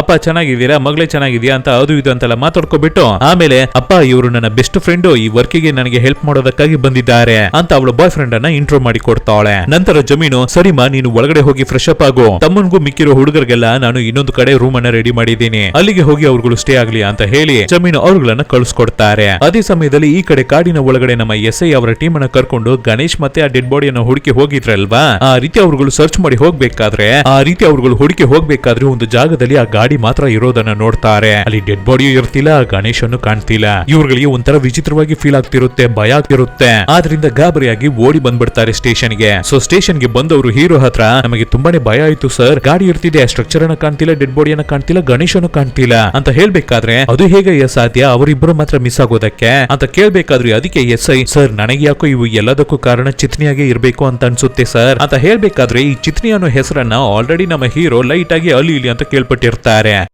ಚಿತ್ನಿ ಅಂತ ಒಂದು ದೆವ್ವ ಇರ್ತಿದೆ, ಜನರಿಗೆ ಅದು ಕಿರುಕುಳ ಕೊಡ್ತಿದೆ, ಟಾರ್ಚರ್ ಮಾಡ್ತಿದೆ, ಹೆದರ್ಸ್ತಿದೆ ಅನ್ನೋ ರೀತಿ ಕೇಳ್ಪಟ್ಟಿರ್ತಾರೆ. ಯಾರು ತಾನೇ ಈ ಚಿತ್ನಿ, ಏನು ತಾನೇ ಆಯ್ತು ಅಂತ ಕೇಳ್ಬೇಕಾದ್ರೆ ಅಲ್ಲಿರುವ ಒಬ್ಬರು ಪೊಲೀಸು ಹೇಳ್ತಾರೆ, ಸ್ವಲ್ಪ ವರ್ಷಗಳ ಹಿಂದೆ ತಮಿಳುನಾಡಿನಿಂದ ಒಬ್ಬಳು ಹುಡುಗಿ ಇಲ್ಲಿಗೆ ಬಂದ್ಲು ಸರ್, ಅವಳ ಹೆಸರೇನೆ ಚಿತ್ನಿ. ಅವಳ ಗಂಡನ ಜೊತೆಗೆ ಈ ಊರಿಗೆ ಬಂದ್ಲು. ಒಂದು ಸಿನಿಮಾ ಶೂಟಿಂಗ್ ನಡೆದಿದೆ. ಆ ಶೂಟಿಂಗ್ ನಡೀತಿರ್ಬೇಕಾದ್ರೆ ಆ ಹುಡುಗಿನ ಒಂದು ಆರ್ಟಿಸ್ಟ್ ಆಗಿ ಹಾಕಿ ಅವಳನ್ನ ಆಕ್ಟ್ ಮಾಡಿಸ್ತಿರ್ಬೇಕಾದ್ರೆ ಹುಡುಗಿ ನೇಣೆ ಬಿಗಿದು ಸಾಯೋ ರೀತಿ ಒಂದು ಸೀನು, ಆ ಸೀನು ರಿಯಲ್ ಆಗಿ ಇರಬೇಕು ಅಂತ ಫೀಲ್ ಮಾಡಿದ ಡೈರೆಕ್ಟರ್ ಆ ಹುಡುಗಿನ ನಿಜವಾಗ್ಲೂ ನೇಣಕ್ಕೆ ಹಾಕಿ ನೇತಾಡೋಕೆ ಬಿಟ್ಬಿಟ್ರಂತೆ ಸರ್. ಹುಡುಗಿ ಸತ್ತೋಗ್ಬಿಟ್ಲು. ಈ ರೀತಿ ಊರೊಳಗಡೆ ಮಾತಾಡ್ಕೊಂಡ್ರು ಸರ್. ಅದನ್ನ ಇಟ್ಟೆ ನಾನು ಇವಾಗ ನಿಮಗೆ ಈ ವಿಷಯವನ್ನ ಹೇಳಿದೆ. ನನಗೂ ಡೀಟೇಲ್ಡ್ ಆಗಿ ಏನು ಇದ್ರ ಬಗ್ಗೆ ಗೊತ್ತಿಲ್ಲ ಸರ್. ಇದ್ರ ಬಗ್ಗೆ ಫುಲ್ ಡೀಟೇಲ್ಡ್ ಆಗಿ ನಮಗೆ ಗೊತ್ತಾಗಬೇಕು ಅಂದ್ರೆ ಈ ಊರಲ್ಲೇ ತುಂಬಾನೇ ಏಜ್ ಆದ ಒಬ್ಬರು ಅಜ್ಜ ಇರ್ತಿದ್ದಾರೆ, ಅವರನ್ನ ನಾವು ನೋಡಿ ಕೇಳಿದ್ರೆ ನಮಗೆ ಎಲ್ಲವೂ ಗೊತ್ತಾಗಬಹುದು ಅಂತ ಹೇಳ್ಬೇಕಾದ್ರೆ ಸರಿ ಆಯ್ತು, ಅವರನ್ನ ಹೋಗಿ ಮೀಟ್ ಮಾಡಿ ಅವರನ್ನ ಇಲ್ಲಿಗೆ ಸ್ಟೇಷನ್ಗೆ ಕರ್ಕೊಂಡ್ ಬಂದ್ಬಿಡಿ ಅಂತ ಹೀರೋ ಹೇಳ್ಬೇಕಾದ್ರೆ ಅದಕ್ಕೆ SI ಸರ್ ಅದೆಲ್ಲ ಬೇಕೇ ಇಲ್ಲ ಸರ್, ಅದೆಲ್ಲ ತುಂಬಾ ವರ್ಷಗಳ ಹಿಂದೆ ನಡೆದಿದ್ದು ಸರ್, 20 ವರ್ಷದ ಹಿಂದೆ ನಡೆದಿದ್ದು ಕತೆ. ಆ ಹಳೆ ಕತೆನೆಲ್ಲ ಕೇಳಿ ನಾವು ಇವಾಗ ಏನನ್ನ ಸರ್ ಮಾಡ್ತೀವಿ, ನಾವು ನಮ್ಮ ಕೆಲಸವನ್ನ ಮಾಡ್ಕೊಂಡು ಹೋಗೋಣ, ಪ್ರೆಸೆಂಟ್ ಅನ್ನ ನೋಡೋಣ ಅಂತ ಹೇಳ್ಬೇಕಾದ್ರೆ ಸುಮ್ನೆ ತಿಳ್ಕೊಳ್ಳೋದ್ರಲ್ಲಿ ಏನು ತಪ್ಪಿಲ್ಲ ಸರ್ ಅಂತ ಹೇಳ್ತಾರೆ ಹೀರೋ. ಸೊ ಅದೇ ತರ ಏಜ್ ಆದ ತಾತನನ್ನ ಕರ್ಕೊಂಡ್ ಬಂದು ಅವರ ಹತ್ರ ಈ ಕಥೆಯ ಬಗ್ಗೆ ಕೇಳ್ಬೇಕಾದ್ರೆ ಆ ಅಜ್ಜ ಸ್ಟೇಷನ್ ಒಳಗಡೆ ಕೂಡ ಬರ್ತಾ ಇಲ್ಲ, ನಾನು ಹೊರಗಡೆನೆ ನಿಂತು ಎಲ್ಲವನ್ನು ಹೇಳ್ತೀನಿ ಅಂತ ನಿಂತ್ಕೋತಾರೆ. ಸರಿ ಓಕೆ, ಆಕ್ಚುಲಿ ಏನು ತಾನೇ ಆಯ್ತು ಅಂತ ಹೀರೋ ಕೇಳ್ಬೇಕಾದ್ರೆ ಚಿತ್ನಿ ಮತ್ತೆ ಕದಿರವ ಇಬ್ಬರು ಸೇರಿ ಊರಿಗೆ ಬಂದ್ರು. ಅವರು ತಮಿಳುನಾಡನ್ನ ಸೇರಿದವರು. ಈ ಊರಿನಲ್ಲಿ ಒಬ್ಬರ ಹತ್ರನೇ ಅವರು ಕೆಲಸ ಮಾಡ್ತಿದ್ದು. ಆ ಲ್ಯಾಂಡ್ ಲಾರ್ಡ್ ಗೆ ಕದಿರವ ಅಂದ್ರೆ ತುಂಬಾನೇ ಇಷ್ಟ. ಸಿನಿಮಾ ಶೂಟಿಂಗ್ ಅನ್ನ ಮಾಡಿದ್ದಾರೆ. ಆ ಶೂಟಿಂಗ್ ಅಲ್ಲಿ ಹುಡುಗಿಯನ್ನ ಆಕ್ಟ್ ಮಾಡಿಸೋದಾಗಿ ಹೇಳಿ ಆ ಹುಡುಗಿಯನ್ನ ಆ ಶೂಟಿಂಗ್ ಅಲ್ಲೇ ಕೊಂದು ಬಿಟ್ಟಿದ್ದಾರೆ. ಖಂಡಿತ ಅದು ಮರ್ಡರ್ ಏನ, ಕೊಂದಿದ್ದೇನಾ, ನಿಮಗೆ ಹೇಗೆ ಗೊತ್ತು ಅಂತ ಹೀರೋ ಕೇಳಿದ್ರೆ ಖಂಡಿತ ನನಗೆ ಚೆನ್ನಾಗಿ ಗೊತ್ತು ಸರ್, ಅದು ಮರ್ಡರೇ ಅಂತ ಹೇಳ್ತಾರೆ ಅಜ್ಜ. ಆಕ್ಚುಲಿ ಆ ಹುಡುಗಿ ಸತ್ತ ಸ್ವಲ್ಪ ದಿನದ ನಂತರವೇ ಈ ಊರಿನಲ್ಲಿ ಈ ರೀತಿ ಅಮಾನುಷ್ಯ ಘಟನೆಗಳೆಲ್ಲ ನಡೆಯೋದಕ್ಕೆ ಶುರುವಾಯ್ತು. ಯಾಕೆ ಅಂತ ಕೇಳ್ಬೇಕಾದ್ರೆ ಆವಾಗ್ಲೇನೆ ಆ ಅಜ್ಜ ಒಂದು ವಿಷಯದ ಬಗ್ಗೆ ಯೋಚನೆ ಮಾಡಿ ನೋಡ್ತಾರೆ. ನಮಗೆ ಸ್ಟಾರ್ಟಿಂಗ್ ಸೀನ್ ಅಲ್ಲಿ ಇಬ್ಬರು ಮಾಂತ್ರಿಕರು ಪೂಜೆ ಮಾಡೋದಕ್ಕಾಗಿ ಕಾಡಿನ ಒಳಗಡೆ ಏನು ಮಾಟ ಮಂತ್ರ ಮಾಡ್ತೀನಿ ಅಂತ ಹೋದ್ರಲ್ವಾ, ಅವರುಗಳೇನೆ ಆ ದೆವ್ವವನ್ನ ಕಾಡಿನ ಒಳಗಡೆನೆ ಕಂಟ್ರೋಲ್ ಮಾಡಿ ಇಟ್ಟಿದ್ದಾರೆ ಅನ್ಸುತ್ತೆ. ಅವರುಗಳು ಆ ರೀತಿ ಮಾಟ ಮಂತ್ರವನ್ನ ಮಾಡ್ಬೇಕಾದ್ರೆ ಅಸಿಸ್ಟೆಂಟ್ ಪೂಜಾರಿಯಾಗಿ ಹಿಂದೆ ನಿಂತಿದ್ದ ಒಬ್ಬ ಹುಡುಗಾನೆ ಇವಾಗ ಇರ್ತಾ ಇರುವ ಈ ಅಜ್ಜ. ಸೊ ಆ ಅಜ್ಜ ಈ ಕಥೆನ ಹೇಳ್ಬೇಕಾದ್ರೆ ಹಾಗೆ ಫ್ಲಾಶ್ ಬ್ಯಾಕ್ ಅನ್ನು ಯೋಚನೆ ಮಾಡಿ ನೋಡ್ಬಿಟ್ಟು ಸರಿ ಇವಾಗ ನನಗೆ ಟೈಮ್ ಆಗ್ಬಿಟ್ಟಿದೆ, ನಾನು ಹೋಗಿ ದೇವರಿಗೆ ಪೂಜೆ ಮಾಡ್ಬೇಕಿದೆ, ನಾನು ಹೊರಡ್ತೀನಿ ಅಂತ ಹೇಳ್ಬಿಟ್ಟು ಸ್ಟೋರಿಯನ್ನ ಅರ್ಧ ಮಾತ್ರ ಹೇಳ್ಬಿಟ್ಟು ಅಜ್ಜ ಅಲ್ಲಿಂದ ಎಸ್ಕೇಪ್ ಆಗ್ಬಿಡ್ತಾರೆ. ಸೊ ಈ ಕಥೆನ ಕೇಳಿದ ಹೀರೋಗೆ ಇದ್ರ ಒಳಗಡೆ ಏನೋ ಒಂದು ಮರ್ಮ ಇರ್ತಿದೆ ಅನ್ನೋದು ಮಾತ್ರ ಅರ್ಥ ಆಗ್ತಿದೆ. ಹಾಗೆ ಸೀನ್ ಅನ್ನ ಕಟ್ ಮಾಡಿದ್ರೆ ಇವಾಗ ಆ ಊರಿಗೆ ನಮ್ಮ ಹೀರೋಯಿನ್ ಬಂದ್ಬಿಟ್ಟಿದ್ದಾರೆ. ಆ ಬಂಗ್ಲಾದಲ್ಲಿ ಹೆಂಡತಿಯನ್ನ ಸ್ಟೇ ಮಾಡಿಸ್ತಾರೆ. ಬರ್ಬೇಕಾದ್ರೇನೆ ಆ ಕೇರ್ ಟೇಕರ್ ಅಜ್ಜಿಯನ್ನು ಹೀರೋಯಿನ್ ಕರ್ಕೊಂಡ್ ಬಂದಿರ್ತಾರೆ. ಸೊ ನಮ್ಮ ಹೀರೋಯಿನ್ ಅನ್ನ ನೋಡ್ಕೊಳ್ಳೋದಕ್ಕಾಗಿ ಆ ಕೇರ್ ಟೇಕರ್ ಅಜ್ಜಿಯನ್ನ ಬಿಟ್ಬಿಟ್ಟು ನಮ್ಮ ಹೀರೋ ಕೆಲಸಕ್ಕೆ ಹೊರಟು ಹೋಗ್ತಾರೆ. ಇವಾಗ ಜೀಪ್ ಅಲ್ಲಿ ಹೋಗ್ತಿರ್ಬೇಕಾದ್ರೆ ಆವಾಗ ದಾರಿಯಲ್ಲಿ ಬಂದಿದ್ದ ದೊಡ್ಡ ಜಮೀನು ನಮ್ಮ ಹೀರೋವನ್ನು ನೋಡ್ಬಿಟ್ಟು ಕಾರಣ ಬಿಟ್ಟು ಕೆಳಗಡೆ ಇಳಿದು ಬಂದು ಸರ್ ನಿಮ್ಮನ್ನ ಮುಂಚಿತವಾಗಿ ನಾನು ನೋಡ್ಬೇಕು ಅಂತ ಅನ್ಕೊಂಡೆ, ಆದ್ರೆ ಇವಾಗ್ಲೇನೆ ನನಗೆ ಟೈಮ್ ಸಿಕ್ತು ಸರ್. ನೀವೇನು ಸರ್ ಹಾಲೆ ದೆವ್ವದ ಕಥೆಯನ್ನೆಲ್ಲ ಕೇಳ್ತಿದ್ದೀರಂತಲ್ಲ, ಅದೆಲ್ಲ ಅಷ್ಟೇನು ವರ್ತಿಲ್ಲ ಸರ್, ಮತ್ತೆ ಅದು ಅಪಾಯ ಕೂಡ, ಅದ್ರ ಬಗ್ಗೆ ನೀವು ಕೆದಕ್ಬೇಡಿ ಅಂತ ಹೇಳ್ಬೇಕಾದ್ರೆ ಜೀವಂತವಾಗಿ ಇರ್ತಾ ಇರುವ ಮನುಷ್ಯರಿಗಿಂತ ದೆವ್ವಗಳು ಏನು ಅಪಾಯ ಇಲ್ಲ ಸರ್ ಅಂತ ಹೀರೋ ಹೇಳ್ತಾರೆ. ಯಾವ್ದ್ರ ಬಗ್ಗೆ ವಿಚಾರಿಸಬೇಕು, ಯಾವ್ದ್ರ ಬಗ್ಗೆ ತಿಳ್ಕೋಬೇಕು ಅಂತ ನನಗೆ ಚೆನ್ನಾಗಿ ಗೊತ್ತು, ಅದನ್ನ ನಾನು ನೋಡ್ಕೋತೀನಿ ಅಂತ ಹೇಳ್ಬಿಟ್ಟು ಅಲ್ಲಿಂದ ಹೊರಟು ಬಿಡ್ತಾರೆ ಹೀರೋ. ಹಾಗೆ ಸೀನ್ ಅನ್ನ ಕಟ್ ಮಾಡಿ ಇಲ್ಲಿ ಬಂಗ್ಲಾದಲ್ಲಿ ನೋಡಿದ್ರೆ ನಮ್ಮ ಹೀರೋಯಿನ್ ಒಂದು 6 ಗಂಟೆ 7 ಗಂಟೆ ಇರಬಹುದು, ಸಂಜೆ ಈವ್ನಿಂಗ್ ಟೈಮ್. ಯಾರೋ ಬಂದು ಬಾಕ್ಲನ್ನ ತಡ್ತಿರ್ತಾರೆ. ಯಾರು ಅಂತ ನಮ್ಮ ಹೀರೋಯಿನ್ ಡೋರ್ ಅನ್ನು ಓಪನ್ ಮಾಡಿ ನೋಡಿದ್ರೆ ಆ ದೆವ್ವ ಚಿತ್ತಿನೇ ಬಂದಿದ್ದಾಳೆ. ಅವಳಿಗೆ ಬಂದು ನೀರನ್ನ ಕೇಳ್ಬೇಕಾದ್ರೆ ನಮ್ಮ ಹೀರೋಯಿನ್ ಸರಿ ಅಂತ ಹೇಳಿ ಒಂದು ಚೊಂಬಳಿ ನೀರನ್ನ ತಂದು ಕೊಡ್ತಾಳೆ. ಲೈಟ್ ಆಗಿ ಒಂದು ಚಿಪ್ಪು ನೀರನ್ನ ಮಾತ್ರ ಕುಡಿದ್ಬಿಟ್ಟು ಏನಮ್ಮ ನೀನುವೇ ಪ್ರೆಗ್ನೆಂಟ್ ಆಗಿರ್ತಿದ್ಯಾ ಅಂತ ನಮ್ಮ ಹೀರೋಯಿನ್ ಅವಳ ಹೊಟ್ಟೆಗೆ ಕೈಯನ್ನ ಇಟ್ಟು ಕೇಳ್ಬಿಟ್ಟು ನಂತರ ದೆವ್ವ ಏನನ್ನು ಮಾತಾಡದೆ ಅವಳ ಪಾಡಿಗೆ ಅಲ್ಲಿಂದ ಹೊರಟು ಹೋಗ್ಬಿಡ್ತಾಳೆ. ನಮ್ಮ ಹೀರೋಯಿನ್ಗೆ ಗೊತ್ತಿಲ್ಲ ಅಲ್ವಾ ಅದು ದೆವ್ವ ಅಂತ.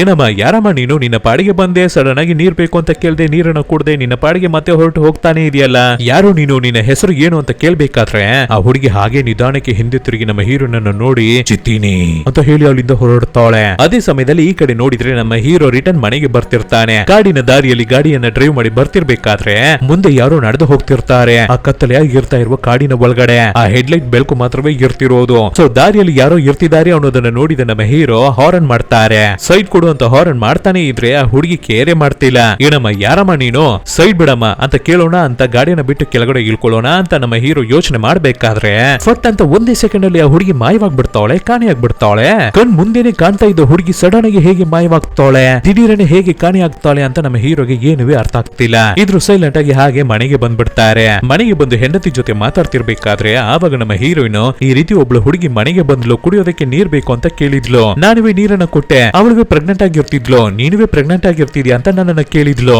ಆಮೇಲೆ ಏನನ್ನು ಮಾತಾಡದೆ ಅವಳ ಪಾಡಿಗೆ ಇಲ್ಲಿಂದ ಹೊರಟೋಗ್ಬಿಟ್ಲು. ಏನನ್ನು ಮಾತಾಡ್ಲೇ ಇಲ್ಲ ಅಂತ ಹೇಳ್ಬೇಕಾದ್ರೆ ಸರಿ ಆ ಹುಡುಗಿಯ ಹೆಸರು ಏನೋ, ಯಾರು ಏನು ಅಂತ ಕೇಳ್ದ ನೀನು ಅಂತ ಹೀರೋ ಕೇಳಿದ್ರೆ ಆಕ್ಚುಲಿ ನಮ್ಮ ಹೀರೋಯಿನ್ ಆ ಹುಡುಗಿಯ ಹೆಸರನ್ನ ಮರ್ತು ಬಿಟ್ಟಿದ್ದಾರೆ.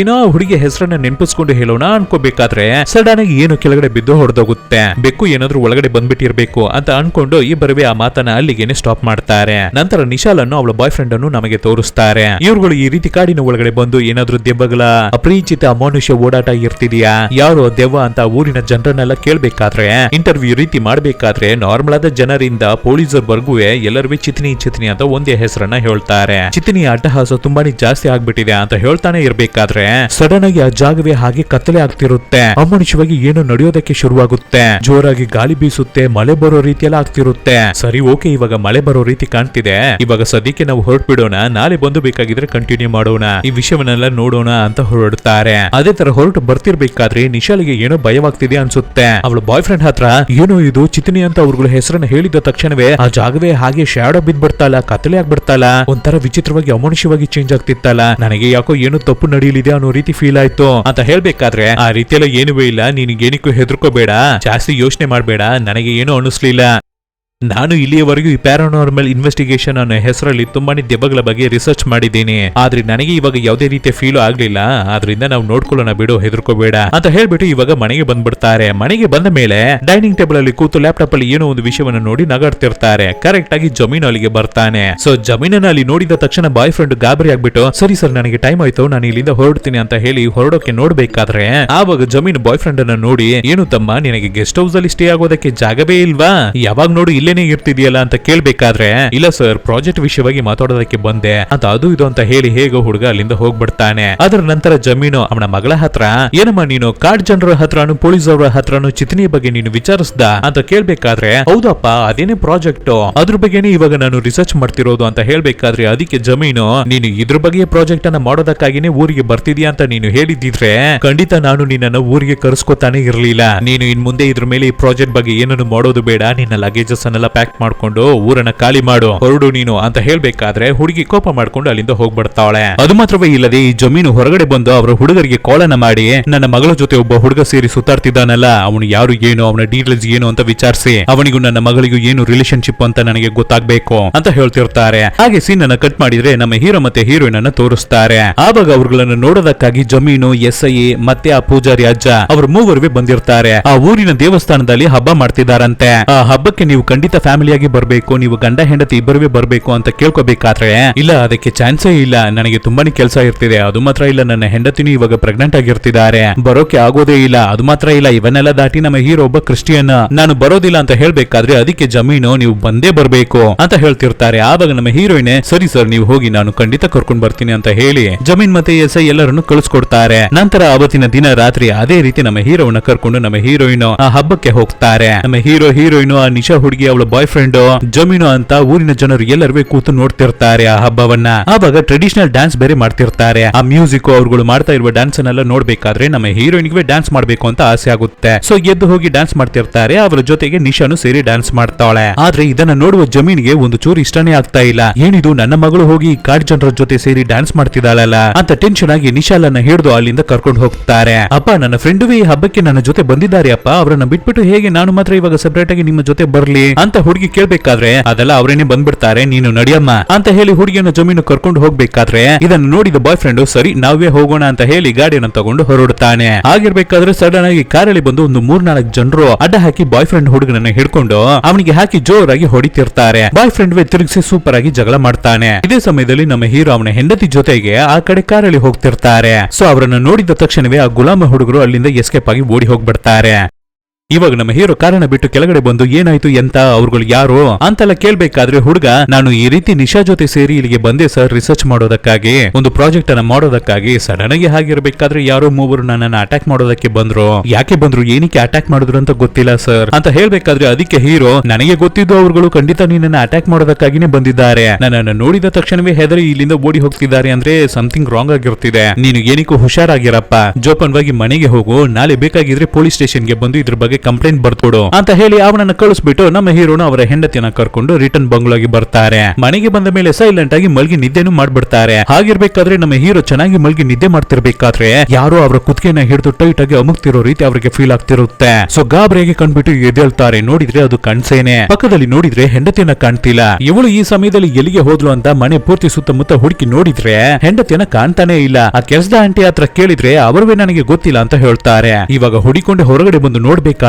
ಆ ಹಾಲ್ ಬಿದ್ದಿರುವ ಬಾವಿ ಇರ್ತಿದ್ಯಲ್ವಾ ಅದ್ರ ಮೇಲೆ ಹತ್ತಿ ನಿಂತಿರ್ತಾಳೆ ಹೆಂಡತಿ ಆ ಬಾವಿ ಒಳಗಡೆ ಬಿದ್ದೋಗೋ ರೀತಿನೇ ಒಂದ್ ರೀತಿ ನಿದ್ದೆಗಣ್ಣಲ್ಲಿ ಹಾಗೆ ಅಲ್ಲಾಡ್ಕೊಂಡ್ ನಿಂತಿರ್ತಾಳೆ ತೇಲ್ಕೊಂಡ್ ನಿಂತಿರ್ತಾಳೆ ಅಷ್ಟೇ ಇದನ್ನ ನೋಡಿದ ತಕ್ಷಣ ಹೀರೋ ಗಾಬರಿಯಾಗಿ ಓಡಿ ಹೋಗಿ ಸೈಲೆಂಟ್ ಆಗಿ ನಿಧಾನಕ್ಕೆ ಅವಳನ್ನ ಹಾಗೆ ಕ್ಯಾಚ್ ಮಾಡಿ ಎತ್ಕೊಂಡು ಮತ್ತೆ ಮನೆ ಒಳಗಡೆ ಬಂದು ಬೆಡ್ ಅಲ್ಲಿ ಮಲಗಿಸ್ತಾರೆ ನೀರನ್ನೆಲ್ಲ ಹಾಕಿ ಎಚ್ಚರೆ ಮಾಡಿದ್ರೆ ನಮ್ಮ ಹೀರೋಯಿನ್ ಎಚ್ಚರೆ ಆದವರು ಗಾಬರಿಯಾಗಿ ಸುತ್ತಮುತ್ತಲು ನೋಡ್ತಿರ್ತಾರೆ ಅವರ ಕಾನ್ಶಿಯಸ್ ಅಲ್ಲಿ ಅವರು ಇರ್ತಾ ಇಲ್ಲ ಆವಾಗ ಕೆಲಸದ ಆಂಟಿನೇ ನಮ್ಮ ಹೀರೋಯಿನ್ ಅವಳ ನೆತ್ತಿಗೆ ಈ ಕ್ರಾಸ್ ಸಿಂಬಲ್ ಅನ್ನ ಹಾಕಿ ಕೊಟ್ಟು ಪ್ರೇಯರ್ ರೀತಿ ಮಾಡ್ತಾರೆ ಆವಾಗ್ಲೇನೆ ನಮ್ಮ ಹೀರೋಯಿನ್ ಮತ್ತೆ ಕಾನ್ಶಿಯಸ್ ಗೆನೆ ಬರ್ತಾಳೆ ಸೊ ಕಾನ್ಶಿಯಸ್ ಗೆ ಬಂದಿದ್ದ ತಕ್ಷಣ ನಮ್ಮ ಹೀರೋಯಿನ್ ಈ ರೀತಿ ನಾವು ಚಿತ್ತನಿಗೆ ಹೆಲ್ಪ್ ಮಾಡ್ಬೇಕು ನಾವು ಇಲ್ಲಿಗೆ ಬಂದಿರುವ ಕಾರಣವೇ ಚಿತ್ತನಿಗೆ ನಾವು ಹೆಲ್ಪ್ ಮಾಡ್ಬೇಕು ಅಂತಾನೆ ಅನ್ಸುತ್ತೆ ನಿನ್ನಿಂದ ಆಯ್ತು ಅಂದ್ರೆ ಆ ಹುಡುಗಿಗೆ ನೀನು ಹೆಲ್ಪ್ ಅನ್ನ ಮಾಡು ನೀನು ಆ ಹುಡುಗಿಗೆ ಹೆಲ್ಪ್ ಮಾಡಿದ್ರೆ ಮಾತ್ರವೇ ನಮ್ಮ ಮಗು ಆರಾಮಾಗಿ ಸೇಫ್ ಆಗಿ ಹುಟ್ಟುತ್ತೆ ಅಂತ ಹೀರೋಗೆ ಹೇಳ್ಬೇಕಾದ್ರೆ ಅದಕ್ಕೆ ಹೀರೋ ಕೂಡ ಸರಿ ಆಯ್ತು ನಾನು ಖಂಡಿತ ಚಿತ್ತನಿಗೆ ಹೆಲ್ಪ್ ಮಾಡ್ತೀನಿ ನೀನು ಸೈಲೆಂಟ್ ಆಗಿರೋ ಆರಾಮಾಗಿ ಮಲ್ಗಿ ನಿದ್ದೆ ಮಾಡು ಅಂತ ಹೇಳ್ತಿರ್ತಾರೆ ಇವಾಗ ಹಾಗೆ ಸೀನ್ ಅನ್ನ ಕಟ್ ಮಾಡಿದ್ರೆ ನೆಕ್ಸ್ಟ್ ದಿನ ಬೆಳಗ್ಗೆ ಪೊಲೀಸ್ ಸ್ಟೇಷನ್ ಅಲ್ಲಿ ನಮ್ಮ ನಿಶಾ ಮತ್ತೆ ಅವಳ ಬಾಯ್ ಫ್ರೆಂಡ್ ಇಬ್ಬರು ಪೊಲೀಸ್ ಸ್ಟೇಷನ್ ಗೆ ಬಂದು ನಮ್ಮ ಹೀರೋವನ್ನ ಮೀಟ್ ಮಾಡ್ತಾರೆ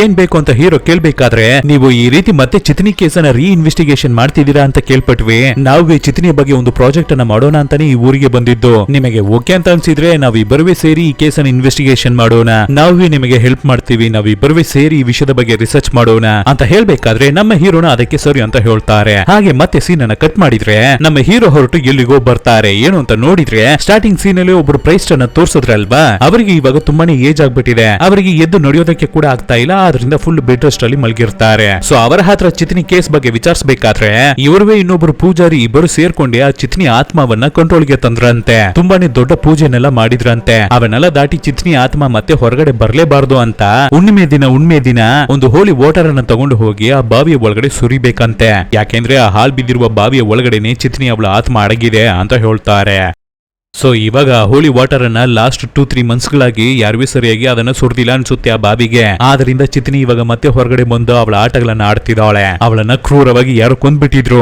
ಇವರು ಮತ್ತೆ ಇನ್ನೊಬ್ರು ಪೂಜಾರಿ ಇಬ್ಬರು ಸೇರ್ಕೊಂಡು ತಾನೇ ಆ ಚಿತ್ನಿ ಆತ್ಮವನ್ನ ಆ ಬಾವಿಯಲ್ಲಿ ಹಾಕಿ ಕೂಡಾಕಿರೋದು ಅಂತ ಹೇಳ್ತಿದ್ದಾರೆ ಅಲ್ಲ ಕಂಟ್ರೋಲ್ ಮಾಡಿರೋದು ಅಂತ ಸೊ ಆ ಇನ್ನೊಬ್ಬ ಸ್ವಾಮೀಜಿ ಅವರ ಮಗಳು ಯಾರೋ ಕ್ರಿಶ್ಚಿಯನ್ ಹುಡುಗನನ್ನ ಕರ್ಕೊಂಡು ಓಡಿ ಹೋಗಿ ಮದುವೆ ಆಗ್ಬಿಟ್ಲಂತೆ ಆದ್ರಿಂದ ಇವಾಗ ನಾವು ಪೂಜೆನ ಮಾಡೋದೇ ಇಲ್ಲ ಅಂತ ಹೇಳ್ಬೇಕಾದ್ರೆ ನಿಮ್ಮ ಫ್ರೆಂಡ್ ಪೂಜಾರಿ ಅವರ ಮಗಳನ್ನ ಕರ್ಕೊಂಡು ಓಡಿ ಬಂದಿರುವ ಕ್ರಿಶ್ಚಿಯನ್ ಹುಡುಗ ಬೇರೆ ಯಾರು ಇಲ್ಲ ಅದು ನಾನೇನೆ ನಾನು ಅವಳನ್ನ ತುಂಬಾ ಚೆನ್ನಾಗಿನೇ ನೋಡ್ಕೊತಿದ್ದೀನಿ ಮತ್ತೆ ಚಿತ್ತನಿಗೆ ಏನು ಆಯ್ತು ಅನ್ನೋ ವಿಷಯದ ಬಗ್ಗೆನೂ ನಾನು ಇನ್ವೆಸ್ಟಿಗೇಷನ್ ಮಾಡ್ತಿದ್ದೀನಿ ಅದನ್ನ ಖಂಡಿತ ತಿಳ್ಕೊತೀನಿ ಅಂತ ಹೇಳ್ಬೇಕಾದ್ರೆ ಅಲ್ಲೇ ಪಕ್ಕದಲ್ಲಿ ಒಂದು ಸಿಲ್ವರ್ ಕಪ್ ಅಲ್ಲಿ ನೀರಿರುತ್ತೆ ಆ ನೀರನ್ನ ಮಾತ್ರ ಸ್ವಲ್ಪ ತೆಗೆದು ಕೊಡು ಅಂತ ಕೇಳ್ಕೋಬೇಕಾದ್ರೆ ನಮ್ಮ ಹೀರೋನುವೆ ಅದೇ ರೀತಿ ಆ ನೀರನ್ನ ತಗೊಂಡು ಅವರ ಬಾಯಿಗೆ ಬಿಟ್ಟಿದ ತಕ್ಷಣವೇ ಆ ಮನುಷ್ಯ ಪಾಪ ಸ್ಪಾಟ್ ಔಟ್ ಅಲ್ಲೇ ಸೊದೋಗ್ಬಿಡ್ತಾನೆ ನಂತರ ಏನು ನಮ್ಮ ಹೀರೋ ಮತ್ತೆ ಹೊರಟು ರಿಟರ್ನ್ ಊರಿಗೆ ಬರ್ತಿರ್ಬೇಕಾದ್ರೆ ಬರೋ ದಾರಿಯಲ್ಲಿ ಆ ಜಮೀನು ನೋಡ್ತಾನೆ ಏನು ಸರ್ ನನಗೆ ಎಷ್ಟೇ ಹೇಳಿದ್ರು ಮತ್ತೆ ಮತ್ತೆ ನೀವು ಈ ಕೇಸನ್ನ ರೀಓಪನ್ ಮಾಡ್ತಿದ್ದೀರಾ ಅನ್ಸುತ್ತೆ ಚಿತ್ನಿ ಕೇಸನ್ನ ಕೆದಕ್ತಾನೆ ಇದ್ದೀರಾ ಅನ್ಸುತ್ತೆ ಇದು ನಿಮಗೆ ಒಳ್ಳೇದಿಲ್ಲ ಸರ್ ಇವು ಎಲ್ಲವನ್ನೂ ದಾಟಿ ಇವಾಗ ನೀವು ಯಾರನ್ನು ನೋಡೋಕೆ ಹೋಗಿದ್ರು ಅವರು ಕೂಡ ಸತ್ತೋಗ್ಬಿಟ್ರಂತಲ್ಲ ಅಂತ ಹೇಳ್ಬೇಕಾದ್ರೆ ಹೌದು ಅವರು ಸತ್ತೋಗ್ಬಿಟ್ರು ಇದ್ರುವೆ ನಾನು ಈ ಕೇಸನ್ನ ಬಿಡೋದಿಲ್ಲ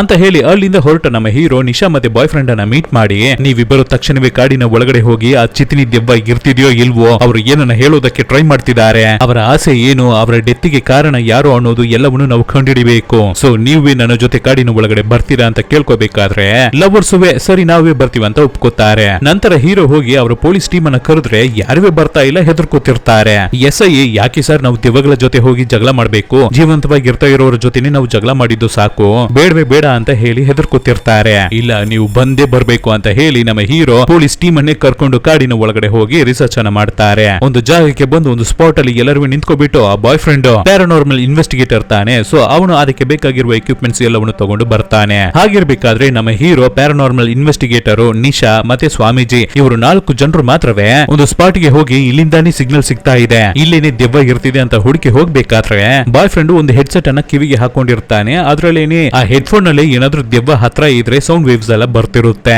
ಸೊ ದೆವ್ವ ಏನಾದ್ರೂ ಹತ್ರ ಇದ್ರೆ ಆ ಸೌಂಡ್ ವೇವ್ಸ್ ಅನ್ನ ಇಟ್ಟೇನೆ ಅದನ್ನ ಕಂಡು ಹಿಡಿದು ಬಿಡ್ತಾನೆ ಅನ್ಸುತ್ತೆ. ಹಾಗೇನೆ ಆ ಸೌಂಡ್ ಅನ್ನ ಕೇಳ್ಕೊಂಡೆ ಒಂದು ಜಾಗಕ್ಕೆ ಹೋಗ್ತಾನೆ ಇರ್ಬೇಕಾದ್ರೆ ಒಂದು ಪರ್ಟಿಕ್ಯುಲರ್ ಜಾಗದಲ್ಲಿ ಜೋರಾಗಿ ಸದಾಗ್ತಿರುತ್ತೆ. ಆ ಸದನ ಕೇಳಿಸ್ಕೊಳ್ಳಕ್ಕೆ ಆಗದೆ ಹೆಡ್ಫೋನ್ ಅನ್ನೇ ಬಿಚ್ಚಿಬಿಡ್ತಾನೆ ಹುಡುಗ. ಅಲ್ಲಿ ಜೋರಾಗಿ ಗಾಳಿ ಬೇರೆ ಬೀಸುತ್ತೆ. ಆವಾಗ ಆ ಜಾಗದಲ್ಲಿ ಇರುವ ದೊಡ್ಡ ಬಂಡೆ ಮೇಲೆ ನೋಡ್ಬೇಕಾದ್ರೆ ವಿಲ್ಲುಪುರಂ ಅಂತ ಬರ್ದಿರುತ್ತೆ, ಚಾಕ್ ಪೀಸ್ ಅಲ್ಲಿ ಬರ್ದಿರುತ್ತೆ. ಆದ್ರೆ ಇವ್ರುಗಳಿಗೆ ಯಾರಿಗೂ ತಮಿಳ್ ಅಕ್ಷರವನ್ನು ಓದೋಕೆ ಬರ್ತಿಲ್ಲ. ಆದ್ರೆ ಸ್ವಾಮೀಜಿ ಅವರಿಗೆ ಮಾತ್ರ ಲೈಟ್ ಆಗಿ ತಮಿಳ್ ಗೊತ್ತಾಗ್ತಿದೆ ಅನ್ಸುತ್ತೆ. ಚಿತಿನಿ ಮತ್ತೆ ಚಿತಿನಿ ಗಂಡ ಈ ಊರನ್ನು ಸೇರಿದವರಲ್ಲ, ಅವರು ವಿಲ್ಲುಪುರಂ ತಮಿಳ್ನಾಡನ್ನ ಸೇರಿದವರು, ಅಲ್ಲಿಂದ ಇಲ್ಲಿಗೆ ಬಂದಿದ್ದು ಅಂತ ಇವ್ರು ಹೇಳ್ತಿರ್ಬೇಕಾದ್ರೆ ಹಾಗೆ ಸೀನ್ ಕಟ್ ಆಗುತ್ತೆ. ಈ ಕಡೆ ನಮ್ಮ ಹೀರೋ ಚಿತಿನಿ ಕೇಸನ್ನ ತುಂಬಾನೇ ಡೀಪ್ ಆಗಿ ಇನ್ವೆಸ್ಟಿಗೇಷನ್ ಮಾಡೋದಕ್ಕೆ ಶುರು ಹಚ್ಕೊಬಿಟ್ಟಿದ್ದಾರೆ ಅಂತ ಗೊತ್ತಾಗ್ಲಿಕ್ಕೆ ಬಂದಿದ್ದ ನಮ್ಮ ಜಮೀನು ಈ ಪೊಲೀಸು ಸುಮ್ನೆ ಇರ್ತಾ ಇಲ್ಲ, ಕ್ಯಾತೆ ತೆಗಿತಾನೆ ಇದ್ದಾನೆ. ಆದ್ರಿಂದ ಅವನ ಹೆಂಡತಿಯನ್ನ ನಾವು ಹೆದರ್ಸ್ಬೇಕು. ಅವನಿಗೆ ಡೈರೆಕ್ಟ್ ಆಗಿ ಹೇಳಿದ್ರೆ ಅವನು ಮಾತು ಕೇಳ್ತಾ ಇಲ್ಲ. ಸೊ ಹೆಂಡತಿಯನ್ನ ಹೆದರ್ಸಿ ಬಾ ಅಂತ ಹೇಳಿ ಕೆಲಸಗಾರನನ್ನ ಕಳ್ಸ್ಕೊಡ್ಬೇಕಾದ್ರೆ ಆ ಕೆಲಸಗಾರನುವೆ ಕಾಡಿನ ದಾರಿಯಲ್ಲಿ ಕಾರನ್ನ ತಗೊಂಡು ಹೋಗ್ತಾ ಇರ್ಬೇಕಾದ್ರೆ ಅಡ್ಡ ನಮ್ಮ ಚಿತಿನಿ ಬರ್ತಾಳೆ.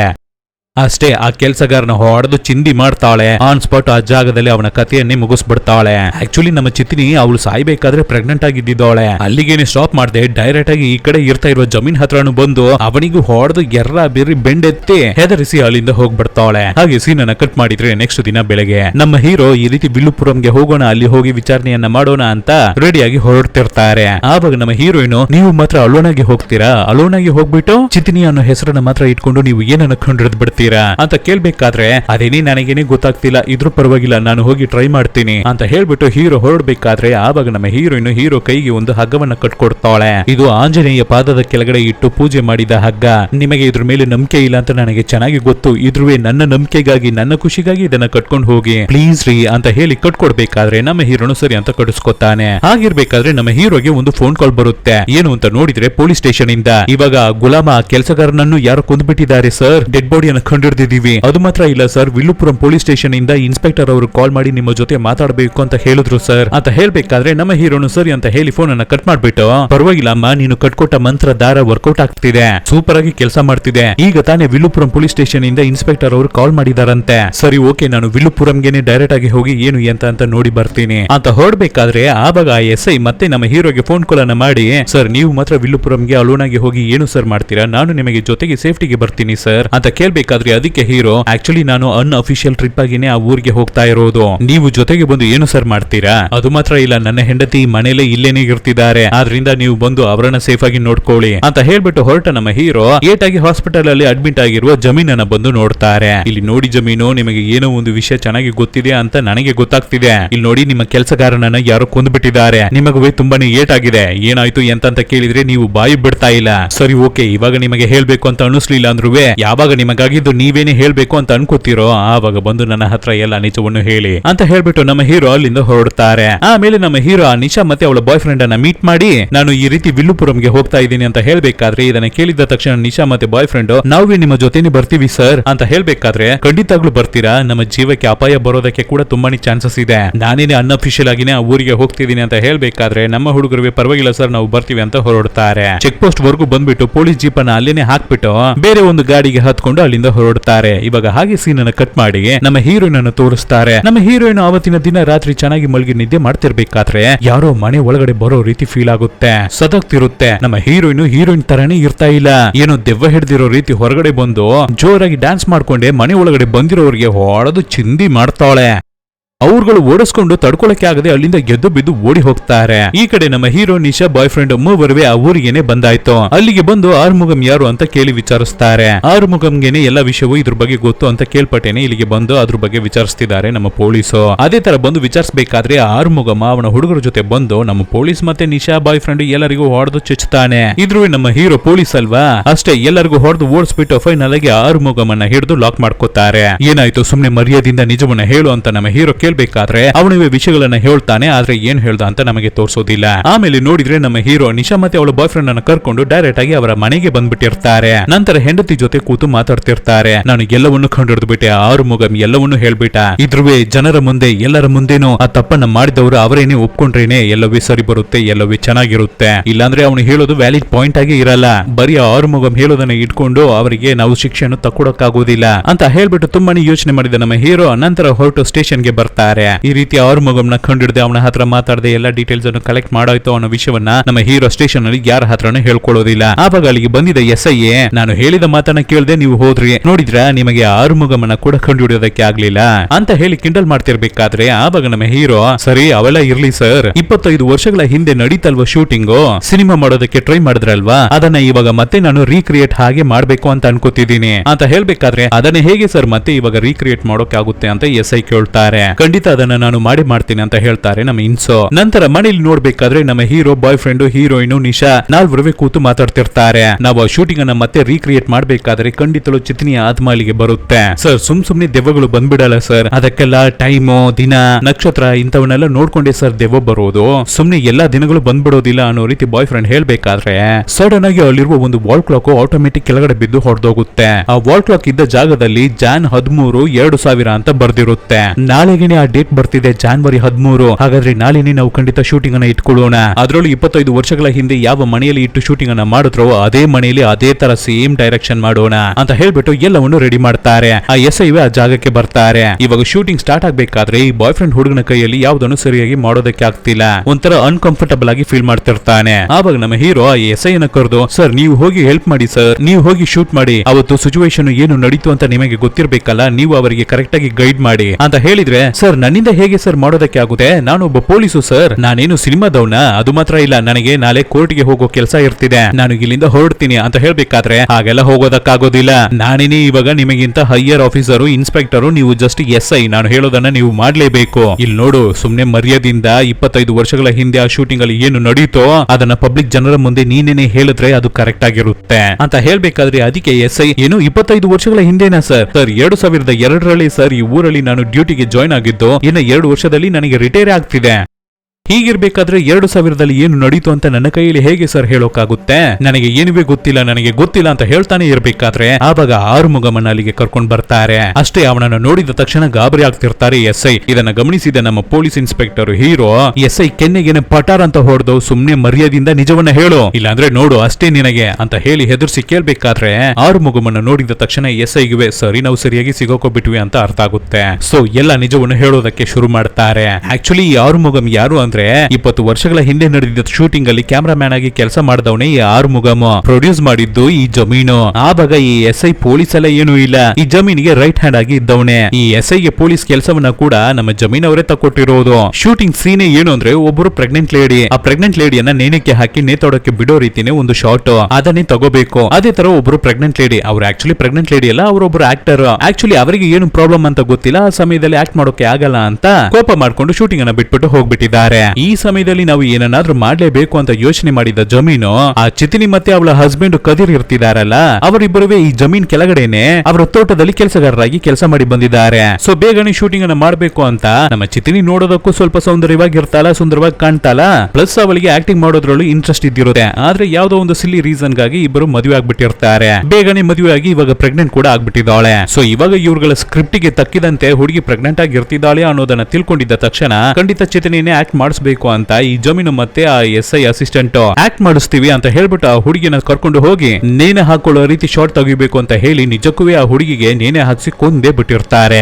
ಆ ಹುಡುಗಿ ನೇಣೆ ಬಿಗ್ದಾಗ ಸಾಯ್ತಿದ್ದಾಳೆ ಅಂತ ಈ SIಗೆ ಚೆನ್ನಾಗಿನೇ ಗೊತ್ತಾಗಿರುತ್ತೆ. ಇದ್ರ ಏನು ಗೊತ್ತಿಲ್ಲದೆ ಇರೋ ರೀತಿ ಸೀನು ಚೆನ್ನಾಗಿ ಬರ್ಬೇಕು, ರಿಯಲಿಸ್ಟಿಕ್ ಆಗಿ ಇರಬೇಕು ಅಂತ ಹುಡುಗಿಯನ್ನ ಸಾಯೋದಕ್ಕೆ ಬಿಟ್ಬಿಟ್ಟಿರ್ತಾನೆ. ಸೊ ಆ ಹುಡುಗಿ ಸತ್ತ ಮೇಲೇನೆ ಎಲ್ಲರಿಗೂ ಅವಳು ಸತ್ತೋಗ್ಬಿಟ್ಲು ನಿಜವಾಗ್ಲೂ ಅಂತ ಗೊತ್ತಾಗ್ಲಿಕ್ಕೆ ಬಂದಿರುತ್ತೆ. ಆ ಹುಡುಗಿ ಆಕ್ಟಿಂಗ್ ಮಾಡೋದಕ್ಕೆ ಒಪ್ಕೊಂಡ್ಲು ತಾನೆ, ಹಾಗಿರ್ಬೇಕಾದ್ರೆ ಏನಕ್ಕಾಗಿ ನೀವು ಅವಳನ್ನ ಕೊಂದಿದ್ದು ಅಂತ ಹೀರೋ ಕೇಳ್ಬೇಕಾದ್ರೆ ಹೇಳ್ಬೇಕಾದ್ರೆ ಅದಕ್ಕೆ ಎಸ್ ಐ ಒಂದು ಫ್ಲಾಶ್ ಬ್ಯಾಕ್ ಅನ್ನು ಹೇಳ್ತಾನೆ. ಆಕ್ಚುಲಿ ಇದಕ್ಕೂ ಮುಂಚೆನೆ ಆ ಹುಡುಗಿಯನ್ನ ಕರೆದು ಆಕ್ಟಿಂಗ್ ಮಾಡಿ ತೋರ್ಸಮ್ಮ ಅಂತ ಕೇಳ್ಕೊಂಡಿರ್ತಾರೆ. ಆದ್ರೆ ಸರಿಯಾಗಿ ಆ ಹುಡುಗಿ ಆಕ್ಟಿಂಗ್ ಮಾಡಿರೋದಿಲ್ಲ. ಯಾಕೆ ಆಕ್ಟಿಂಗ್ ಅಂದ್ರೆ ಏನು ಅಂತಾನೆ ಆ ಹುಡುಗಿಗೂ ಗೊತ್ತಿಲ್ಲ, ಜಸ್ಟ್ ಇಂಟ್ರೆಸ್ಟ್ ಅಷ್ಟೇ. ಈ ಜಮೀನು ಇರ್ತಿದಾರಲ್ವಾ ಅವರು ಎಸ್ ಐ ನ ಹಿಡಿದು ದಿನಲೂ ನಾನು ತುಂಬಾನೇ ದುಡ್ಡನ್ನ ಖರ್ಚು ಮಾಡ್ತಿದ್ದೀನಿ, ನೀನು ಏನ್ ಮಾಡ್ತೀವಿ ಏನೋ ಗೊತ್ತಿಲ್ಲ ಎಸ್ ಐ, ಬೇಗನೆ ಈ ಶೂಟಿಂಗ್ ಅನ್ನ ಕಂಪ್ಲೀಟ್ ಮಾಡು, ಏನ್ ಬೇಕಾದ್ರೂ ಮಾಡ್ಕೋ ಅಂತ ತುಂಬಾನೇ ಪ್ರೆಷರ್ ಹಾಕಿರ್ತಾರೆ. ಆದ್ರಿಂದ ಈ ಎಸ್ ಐ ಏನನ್ನ ಮಾಡಿರ್ತಾನೆ ಅಂದ್ರೆ ಚಿತಿನಿ ಅವಳ ಗಂಡನನ್ನ ಕರೆದು ಕೂರಿಸಿ ಅವನಿಗೆ ಎಣ್ಣೆಯನ್ನ ಹಾಕ್ಸಿ ಏನಾಯ್ತು ಎಂತ ವಿಷಯ, ನಿನಗೂ ಆ ಹುಡುಗಿಗೂ ಹೇಗೆ ಮದುವೆ ಆಯ್ತು, ಹೇಗೆ ಪರಿಚಯ ಅಂತೆಲ್ಲ ಕೇಳ್ಬೇಕಾದ್ರೆ ಅದಕ್ಕೆ ಆ ಹುಡುಗ ನಾನು ಚಿತಿನಿ ಅವರ ಮನೆಯಲ್ಲಿ ತೋಟಗಾರನಾಗಿ ಕೆಲಸ ಮಾಡ್ತಿದ್ದೆ, ಹಾಗಿರ್ಬೇಕಾದ್ರೆ ಅವರಿಗೆ ನನ್ನನ್ನ ತುಂಬಾನೇ ಇಷ್ಟವಾಗ್ಬಿಡ್ತು, ಆದ್ರಿಂದ ನಾವಿಬ್ಬರು ಲವ್ ಮಾಡಿ ಪ್ರೀತಿಯಾಗಿ ಮದುವೆ ಆಗ್ಬಿಟ್ವಿ ಅಂತ ಹಾಗೆ ಶಾರ್ಟ್ ಆಗಿ ಹೇಳ್ಬೇಕಾದ್ರೆ ಅದಕ್ಕೆ ಎಸ್ ಐ ಲವ್ ಡೀಟೇಲ್ಡ್ ಆಗಿ ಹೇಳಪ್ಪ ನೀನು ಅಂತ ಕೇಳ್ಬೇಕಾದ್ರೆ ಆವಾಗ್ಲೇನೆ ಆ ಕದಿರವನು ಚಿತಿನಿ ಅವರ ಗಂಡ ಇವನಿಗೆ ಆಲ್ರೆಡಿ ಮದುವೆ ಆಗಿ ಮಕ್ಕಳೆಲ್ಲ ಇರ್ತಿದಾರಂತೆ. ಇದ್ರುವೆ ಈ ಕದಿರವನು ನಮ್ಮ ಚಿತಿನಿ ಅವರ ಮನೆಯಲ್ಲಿ ನಿಜವಾಗ್ಲೂ ತೋಟಗಾರನಾಗಿನೇ ಕೆಲಸ ಮಾಡ್ತಿದ್ನಂತೆ. ಹಾಗಿರ್ಬೇಕಾದ್ರೆ ಚಿತಿನಿ ಸಾವುಕಾರ ಮನೆ ಹುಡುಗಿ ಅಲ್ಲ. ಸೊ ಚಿತಿನಿ ಬೇರೆ ಒಬ್ಬ ಹುಡುಗನನ್ನ ಲವ್ ಮಾಡಿ ಅವನ ಮುಖಾಂತರ ಪ್ರೆಗ್ನೆಂಟ್ ಆಗ್ಬಿಟ್ಲು. ಸೊ ನಾನು ಪ್ರೆಗ್ನೆಂಟ್ ಆಗ್ಬಿಟ್ಟಿ ಅಂತ ಚಿತಿನಿ ಆ ಹುಡುಗನಿಗೆ ಫೋನ್ ಮಾಡಿ ಹೇಳ್ಬೇಕಾದ್ರೆ ಅಷ್ಟೇ ಅಲ್ಲಿಗೇನೆ ಆ ಹುಡುಗ ಚಿತಿನಿಗೆ ಕೈ ಕೊಟ್ಟು ಮೋಸ ಮಾಡಿ ಎಲ್ಲಿಗೋ ಎಸ್ಕೇಪ್ ಆಗಿ ಹೋಗ್ಬಿಟ್ಟಿದ್ದಾನೆ. ಈ ವಿಷಯ ಏನಾದ್ರೂ ಚಿತಿನಿ ಅವರ ಮನೆಗೇನೆ ಗೊತ್ತಾಗ್ಲಿಕ್ಕೆ ಬಂದ್ರೆ ಚಿತಿನಿಯನ್ನ ತುಂಡು ತುಂಡಾಗಿ ಕತ್ತರಿಸಿ ಬಿಸಾಕ್ಬಿಡ್ತಾರೆ. ಅಷ್ಟೊಂದು ಸ್ಟ್ರಿಕ್ಟ್ ಅವರ ಫ್ಯಾಮಿಲಿ, ಅಷ್ಟು ಡೇಂಜರಸ್ ಅವರ ಮನೆ. ಈ ವಿಷಯ ನನಗೆ ಗೊತ್ತಾಗ್ಲಿಕ್ಕೆ ಬಂತು. ಆವಾಗ ನಾನೇನೆ ಚಿತಿನಿ ಅವರಿಗೆ ಇದ್ರ ಮೇಲುವೆ ನಿಮ್ಮ ಮನೆಯಲ್ಲಿ ಇರ್ತಾ ಇದ್ರೆ ಇದು ಸರಿ ಬರೋದಿಲ್ಲ, ನಾನು ನಿಮ್ಮನ್ನ ಸೇಫ್ ಆಗಿ ನೋಡ್ಕೋತೀನಿ, ನಮ್ಮ ಮನೆಯಲ್ಲಿ ನೀವು ಸೇಫ್ ಆಗಿರ್ತೀರಾ, ಬನ್ನಿ ನಾನು ಇಲ್ಲಿಂದ ನಿಮ್ಮನ್ನ ಕರ್ಕೊಂಡು ಹೋಗ್ತೀನಿ ಅಂತ ಹೇಳಿ ಚಿತಿನಿ ಅವರನ್ನ ನಮ್ಮ ಮನೆಗೆ ಕರ್ಕೊಂಡು ಹೋಗಿ ಸ್ಟೇ ಮಾಡಿಸ್ತೆ. ಆದ್ರೆ ನನ್ನ ಮೇಲೆ ಡೌಟ್ ಗೆ ಒಳಗಾಗಿದ್ದ ನನ್ನ ಹೆಂಡತಿ ಅವಳ ತಮ್ಮ ಅವಳ ರಿಲೇಟಿವ್ಸ್ ಎಲ್ಲರನ್ನು ಕರ್ಕೊಂಡು ಬಂದು ನನ್ನ ಜೊತೆ ಜೋರಾಗಿ ಜಗಳ ಮಾಡಿ ನನ್ನ ಮನೆ ಬಿಟ್ಟು ಕಳಿಸ್ಬಿಟ್ರು. ಸೊ ನಮ್ಮ ಮನೆಯಲ್ಲೂ ಈ ಚಿತಿನಿಯನ್ನ ಸೇಫ್ ಆಗಿ ಇಟ್ಕೊಳ್ಳೋದಕ್ಕೆ ಆಗದೆ ಇದ್ರಿಂದ ನನ್ನನ್ನ ನಂಬಿ ನನ್ನ ಮಾತನ್ನ ನಂಬಿ ಹುಡುಗಿ ಬಂದ್ಬಿಟ್ಟಿದ್ದಾಳೆ. ಸೊ ಈ ಹುಡುಗಿನ ಹೇಗಾದ್ರೂ ಜೋಪಾನವಾಗಿ ನೋಡ್ಕೋಬೇಕು ಅಂತಾನೆ ಈ ಊರಿಗೆ ಕರ್ಕೊಂಡ್ ಬಂದೆ. ನಾನೊಬ್ಬ ಅಣ್ಣ, ನನ್ನ ತಂಗಿ ಇವಳು ಪ್ರೆಗ್ನೆಂಟ್ ಆಗಿರ್ತಿದ್ದಾಳೆ, ನಾವು ಮಾತ್ರವೇ ಅಲೋನ್ ಆಗಿರ್ತಿದೀವಿ ಅಂತ ಹೇಳಿದ್ರೆ ಖಂಡಿತ ಊರಿನವರು ತಪ್ಪಾಗಿ ಮಾತಾಡ್ತಾರೆ, ತಪ್ಪು ತಿಳಿತಾರೆ ಅಂತ ಅನ್ಕೊಂಡೇನೆ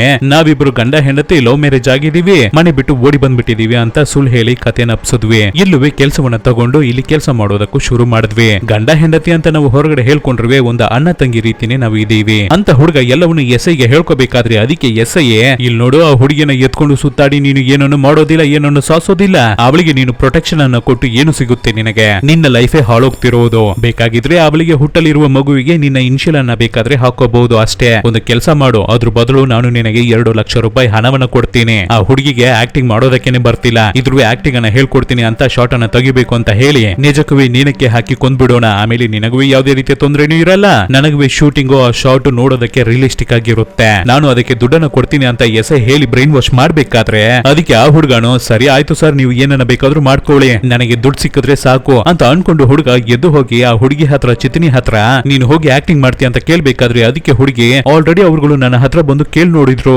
ಆಕ್ಟ್ ಮಾಡು ಅಂತ ಹೇಳಿದ್ರು, ನಾನುವೇ ಆಕ್ಟ್ ಮಾಡಿ ತೋರಿಸ್ದೆ, ಆದ್ರೆ ನನಗೆ ಆಕ್ಟಿಂಗ್ ಬರ್ಲಿಲ್ಲ ಅಂತ ನನಗೆ ಬೊಯ್ದು ಕಳಿಸ್ಬಿಟ್ರು ಅಂತ ಹೇಳ್ಬೇಕಾದ್ರೆ ಅದಕ್ಕೆ ಹುಡುಗ ಇಲ್ಲಮ್ಮ ಇವಾಗ ನಾನು ಅವ್ರಗಳ ಜೊತೆ ಮಾತಾಡಿದ್ದೀನಿ, ಇವಾಗ ಎಲ್ಲವೇ ಸರಿ ಬರುತ್ತೆ, ಬಾ ನೀನು ನನ್ನ ಜೊತೆ, ನಾನು ನಿನ್ನನ್ನ ಆಕ್ಟ್ ಮಾಡಿಸ್ತೀನಿ ಅಂತ ಹೇಳ್ಬಿಟ್ಟು ಕರ್ಕೊಂಡು ಹೋಗಿ ಆ ಹುಡುಗಿಯನ್ನ ಕೊಂದೇ ಬಿಟ್ಟಿದ್ದಾರೆ ಇವ್ರುಗಳು ಗ್ರೂಪ್ ಆಗಿ ಸೇರ್ಕೊಂಡು. ಪಾಪ ಆ ಹುಡುಗಿ ಆ ಸಮಯದಲ್ಲಿ ಪ್ರೆಗ್ನೆಂಟ್ ಆಗಿ ಬೇರೆ ಇದ್ದಿದ್ದಾಳೆ. ಇದೇನೆ ಆಗಿರೋದು. ಇದನ್ನ ಫುಲ್ ಆಗಿ ಎಸ್ ಐ ಹೇಳಿ ಕಂಪ್ಲೀಟ್ ಮಾಡ್ಬೇಕಾದ್ರೆ ಇದನ್ನ ಕೇಳಿಸ್ಕೊಂಡ ನಮ್ಮ ಹೀರೋ ಅಯ್ಯೋ ಪಾಪಿಗಳ ಒಂದು ಚಿಕ್ಕ ಸೀನ್ ಗಾಗಿ ಒಂದು ಚಿಕ್ಕ ಶಾರ್ಟ್ ಗಾಗಿ ಒಂದು ಹುಡುಗಿ ಜೀವವನ್ನೇ ತೆಗೆದ್ಬಿಟ್ಟಿದ್ದೀರಲ್ಲ, ಆ ಹುಡುಗಿ ಪ್ರೆಗ್ನೆಂಟ್ ಆಗಿ ಬೇರೆ ಇದ್ದಿದ್ದಾಳೆ, ನಿಮ್ಗಳ ಜನ್ಮಕ್ಕೆ ಅಂತ ಹೇಳಿ ಬೈತಿರ್ಬೇಕಾದ್ರೆ ಈ ವಿಷಯ ಗೊತ್ತಾಗಿದ್ದ ತಕ್ಷಣ ಊರಿನ ಜನರು ಎಲ್ಲರೂ ಸೇರಿ ಆ ಎಸ್ ಐಗೆ ಹೊಡೆಯೋದಕ್ಕೆ ಟ್ರೈ ಮಾಡ್ತಿರ್ತಾರೆ. ಆವಾಗ ನಮ್ಮ ಹೀರೋ ಊರಿನ ಜನರಿಗೆ ನೀವು ಎಲ್ಲರೂ ಸೈಲೆಂಟ್ ಆಗಿರಿ, ಚಿತ್ರಿನೇ ಇವ್ರುಗಳಿಗೆ ಒಂದು ಗತಿ ತೋರಿಸ್ತಾಳೆ ಅಂತ ಹೇಳ್ಬೇಕಾದ್ರೆ ಅದೇ ರೀತಿ ಆರ್ಮುಗಂ ಮತ್ತೆ ಈ ಎಸ್ ಐ ಇಬ್ಬರು ಅಲ್ಲಿಂದ ತಪ್ಪಿಸ್ಕೊಂಡು ಕಾರನ್ನ ತಗೊಂಡು ಕಾಡಿನ ದಾರಿಯಲ್ಲಿ ತಪ್ಪಿಸ್ಕೊಂಡು ಹೋಗೋದಕ್ಕೆ ಟ್ರೈ ಮಾಡ್ತಾರೆ. ಎಸ್ಕೇಪ್ ಆಗಿ ಸ್ಪೀಡ್ ಆಗಿ ಹೋಗ್ತಿರ್ಬೇಕಾದ್ರೆ ನಮ್ಮ ಚಿತ್ರಿನಿ ಎಂಟ್ರಿ ಕೊಡ್ತಾಳೆ.